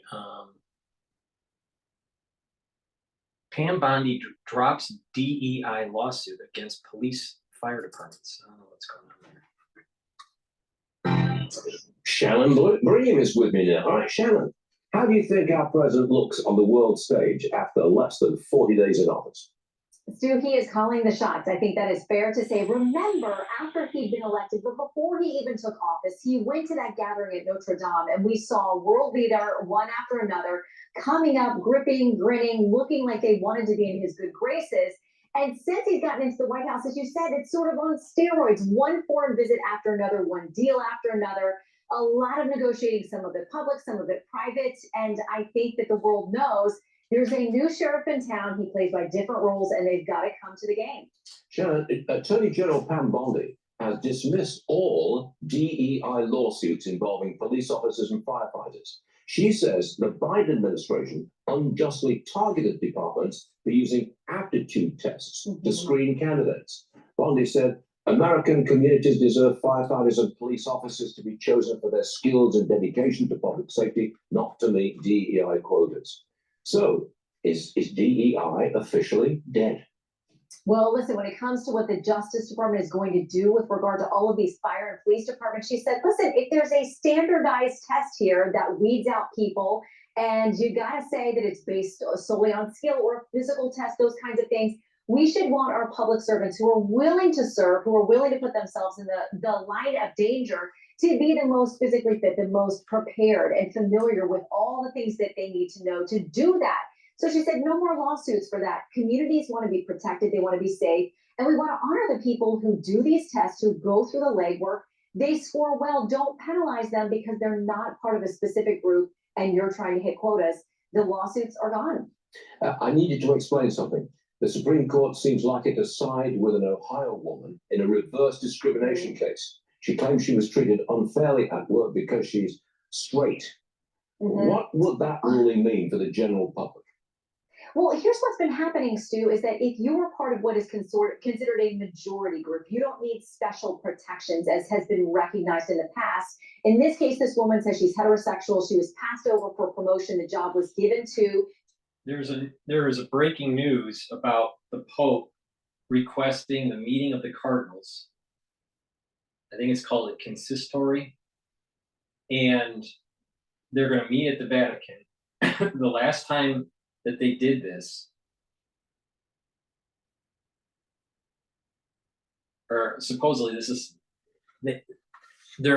sometimes there are meetings with cardinals, but because of his health issue with the meeting of the cardinals, this might be the preparation of him, what is going to happen with his death. I think he's going to die soon here, like within days or a week. That's probably what's happening here. So we'll see what happens. So media remind us that during a similar event, Pope Benedict the 6th, not the 6th, the 16th, announced his resignation 12 years ago. So we'll see what happens, but there seems to be some movement at the Vatican. Somebody who was gay, her old job when she was demoted was given to someone who was gay, and her supervisor was gay. So her allegations are that she was discriminated against because she's straight. Now, lower courts had said to her, not only do you have to come forward with a basic claim of discrimination, you, because you're in one of these majority classes, not a protected class, you have to provide additional proof that there really was something nefarious going on. Well, most of the justices said yesterday, don't we all agree that we want all discrimination cases to be treated the same, regardless of who you are, who the plaintiff is? Even the Ohio Solicitor General, who was arguing against this woman, said, we all agree that we want everybody to be treated the same way. So no extra proof required if you happen to be white or heterosexual or whatever it is. It seemed like the court might possibly, Stu, be unanimous in that decision. Well, that would be interesting. Shannon Bream, thanks for joining us. We'll see you again soon. We will watch you this weekend on Fox News Sunday, 2 p.m. Eastern, of course, on Fox. Please go to my store, the-studio-reykjavik.com. Get the structural nano silver gel. This is a dual purpose gel. You can get it in a tube form or an easy dispenser. Make sure you have this at work, at home, because you never know when you need it. If you're around someone that's sick, put it on your hands, around your eyes, around your nose, around your mouth, around your ears. Lightly coat your nostrils. Stays active for 5.5 hours. You can help to heal wounds, scrapes, abrasions. They'll heal quicker. You can use it as a skincare, a daily skincare. You can use it as an aftershave on your, women, or you're shaving your legs. Use it as an aftershave so you don't get razor burn, and it helps to heal the skin. Guys, after you shave your face, use it on your face, and it'll help to cool down that razor burn feel. So it's a dual purpose product. It's a skincare. It helps to heal wounds. And if people are sick around you, guess what? Use this. It's way better than Pearl. Please go to my store, the-studio-reykjavik.com. Please get the structural nano silver gel, dual purpose. Use discount 5 and get $5 off any order.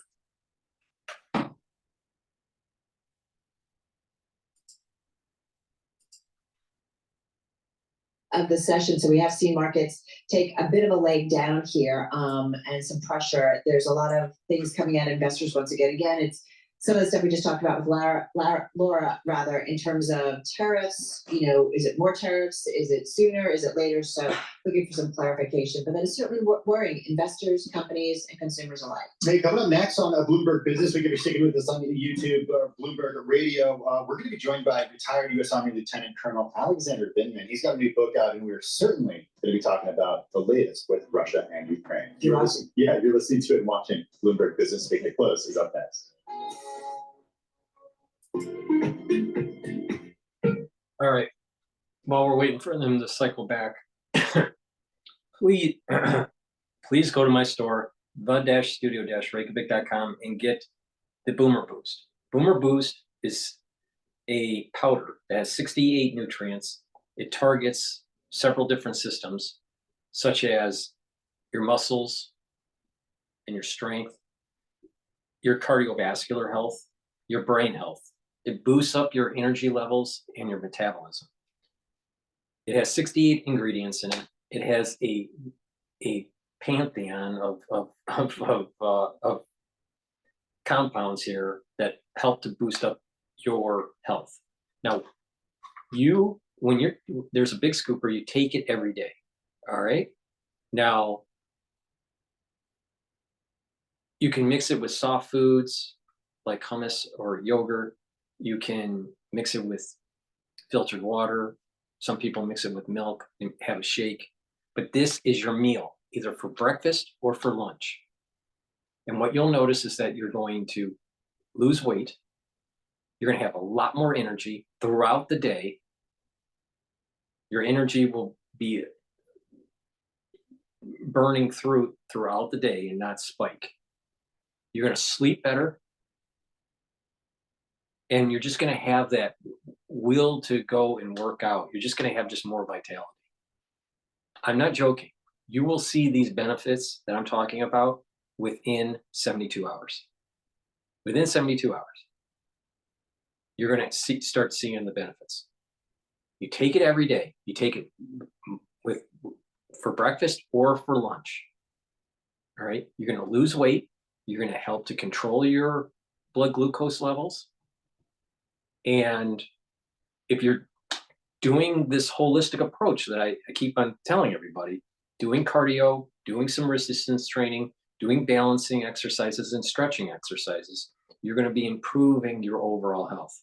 But again, this targets the cardiovascular system, your musculature, your brain health, all right, and also your metabolism.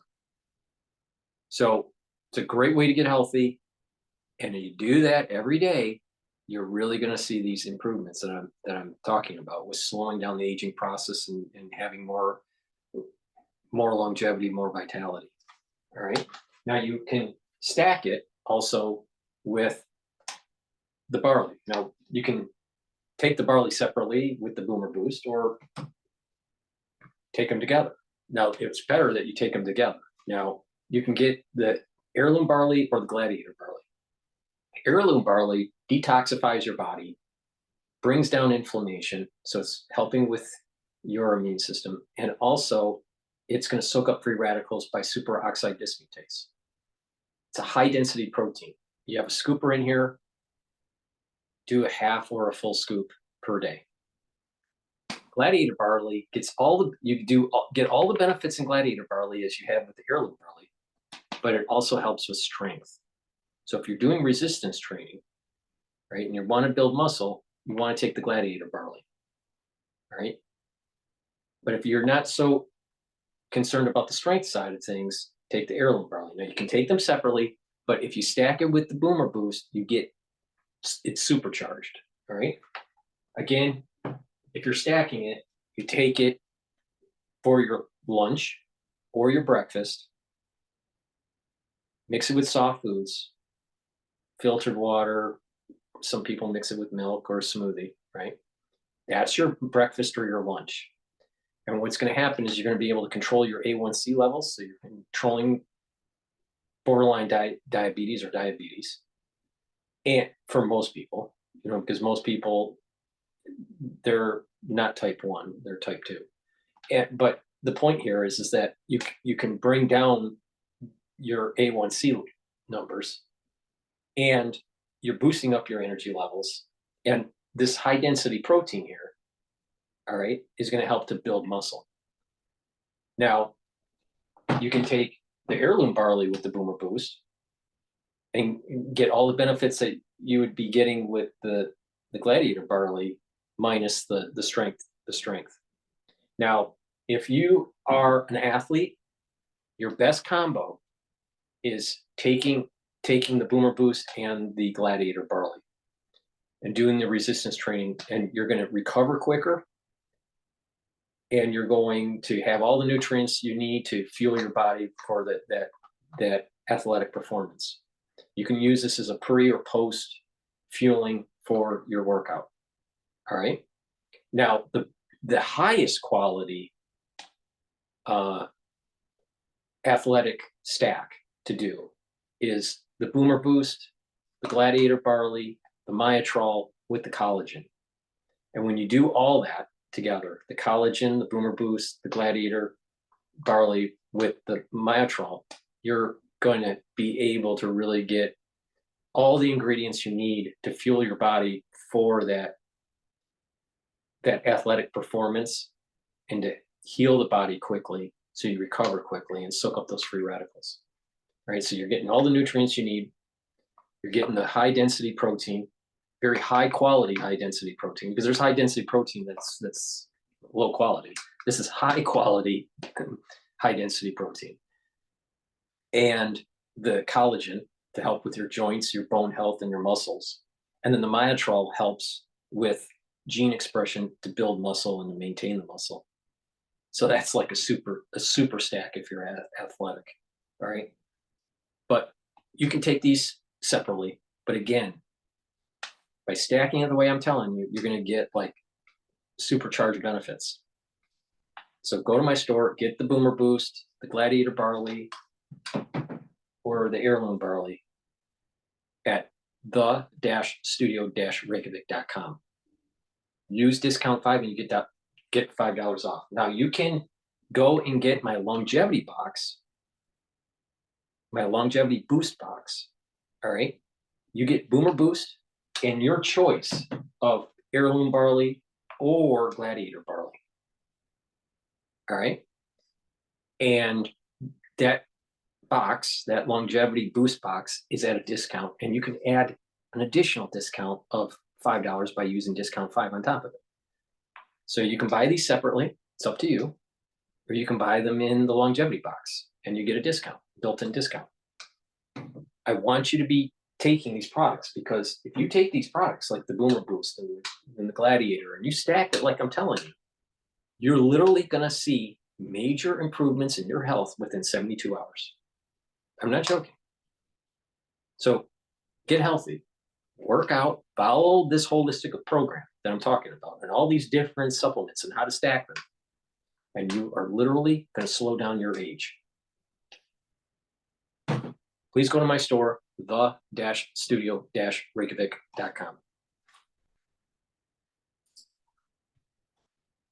1.1%. We're keeping an eye on Nvidia shares. Nvidia trading lower today after earnings. It delivered good but not great quarterly numbers, drawing a muted response from investors accustomed to blowout results. Nvidia right now down 6.2%. Lisa Shallot is Chief Investment Officer for Wealth Management at Morgan Stanley. She was interviewed on Bloomberg The Open. Investors understand that these, hyper growth stories mature, and you get to a point of, the law of large numbers where some of these growth rates are inevitably going to decelerate. Lisa Shallot of Morgan Stanley again. Nvidia shares right now down by 6%. Also reporting earnings last night. Salesforce.com down 3%. Snowflake, which reported last night, up now by 6.9%. I'm Charlie Pellet, and that is a Bloomberg Business Flash. Hey, thanks so much for that update, Charlie. Do appreciate it. Let's talk a little bit about stocks that are moving. Everyone's talking about Nvidia, but check out shares of Snowflake. Earlier in the session, they were up as much as 12.5%, 13%. The company projected better than expected revenue growth for the fiscal year, sending an optimistic signal about the adoption of its recently launched products for AI. Meanwhile, shares of Nvidia are lower. We talked about that quite a bit earlier in our program with Ian King out there in San Francisco. For everything AI and more, we got with us Mandeep Singh. He's Bloomberg Intelligence Senior Tech Industry Analyst. He joins us here in the Bloomberg Interactive Brokers studio. Everybody's focused on Nvidia. Meanwhile, you got Snowflake out here kind of blowing things away. Yeah, I mean, look, I think the focus seems to be shifting from the chip makers, the GPU guys, towards more the software layer. This was the opposite story that we had last year, where the focus was on the hardware providers. Yeah. And the software companies were getting beat up. And the risk that was highlighted in the market was software margins are going to take a big hit because you have, chip makers really commanding the pricing for GPUs, and then the model providers like OpenAI and Anthropic coming in and, charging their fee. And so software margins would take a hit, and it would impact a company like Snowflake that really focuses on data, and given the model providers are ingesting so much data, it could disrupt the business model for a company like Snowflake. Well, it doesn't look like that's the case, because at the end, the database businesses are very sticky. And that's what everyone realizes over time, that once you start using a product, you ingest your data in that product, it's very hard to completely rip and replace. Something is going on. There looks like there's some sort of Palestinian protest going on right now.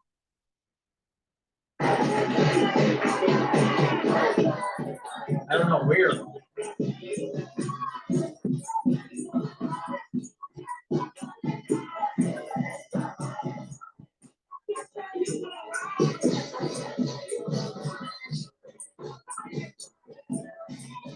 It's New York.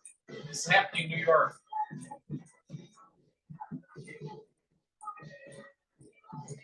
All right, All right, it's pro-Palestinian protesters march outside Barnard College.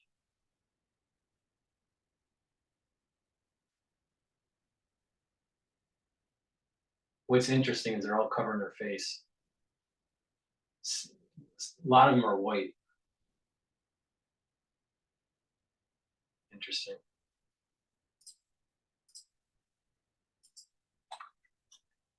One kind of centralized source of data that you can use to train your AI, to customize your AI, because the LLMs give you generic functionality. So to customize it, you need to use the data that Snowflake has for that enterprise. And that's, I think, the vision that Databricks sold. Databricks did really well. It's a private company, but everyone is excited about their IPO.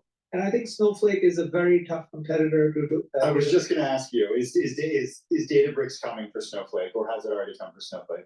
I mean, this field has a lot of, pure play competitors. I would put even Palantir in that bucket. And we talked about Palantir, how they have, black box type of solution that is very good for specific purposes.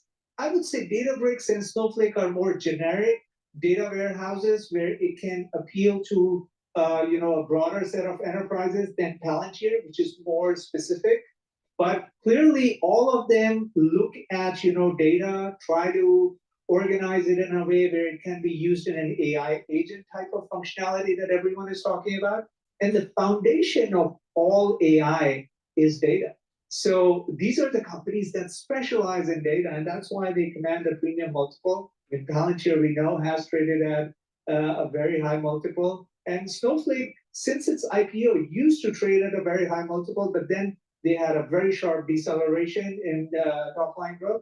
Now things seem to be rebounding here. Hey, just to kind of wrap up, Nvidia, we talked about it a lot with you yesterday. And I just do feel like over the last 24, 48 hours, maybe even like the last week or so, that the conversation around AI, it's growing up a little bit, right? It's evolving. Is that fair to say? Or how do you see it? You're the expert here. I'm just the idiot who asked the questions. Look, everyone feels we are still in a supply constrained environment, and the demand is still there. But when it comes to, just the discussion we were having around the cluster sizes and how big do you want to train your models, Jensen called out the shift to reasoning models. And he said reasoning models will use a lot of compute.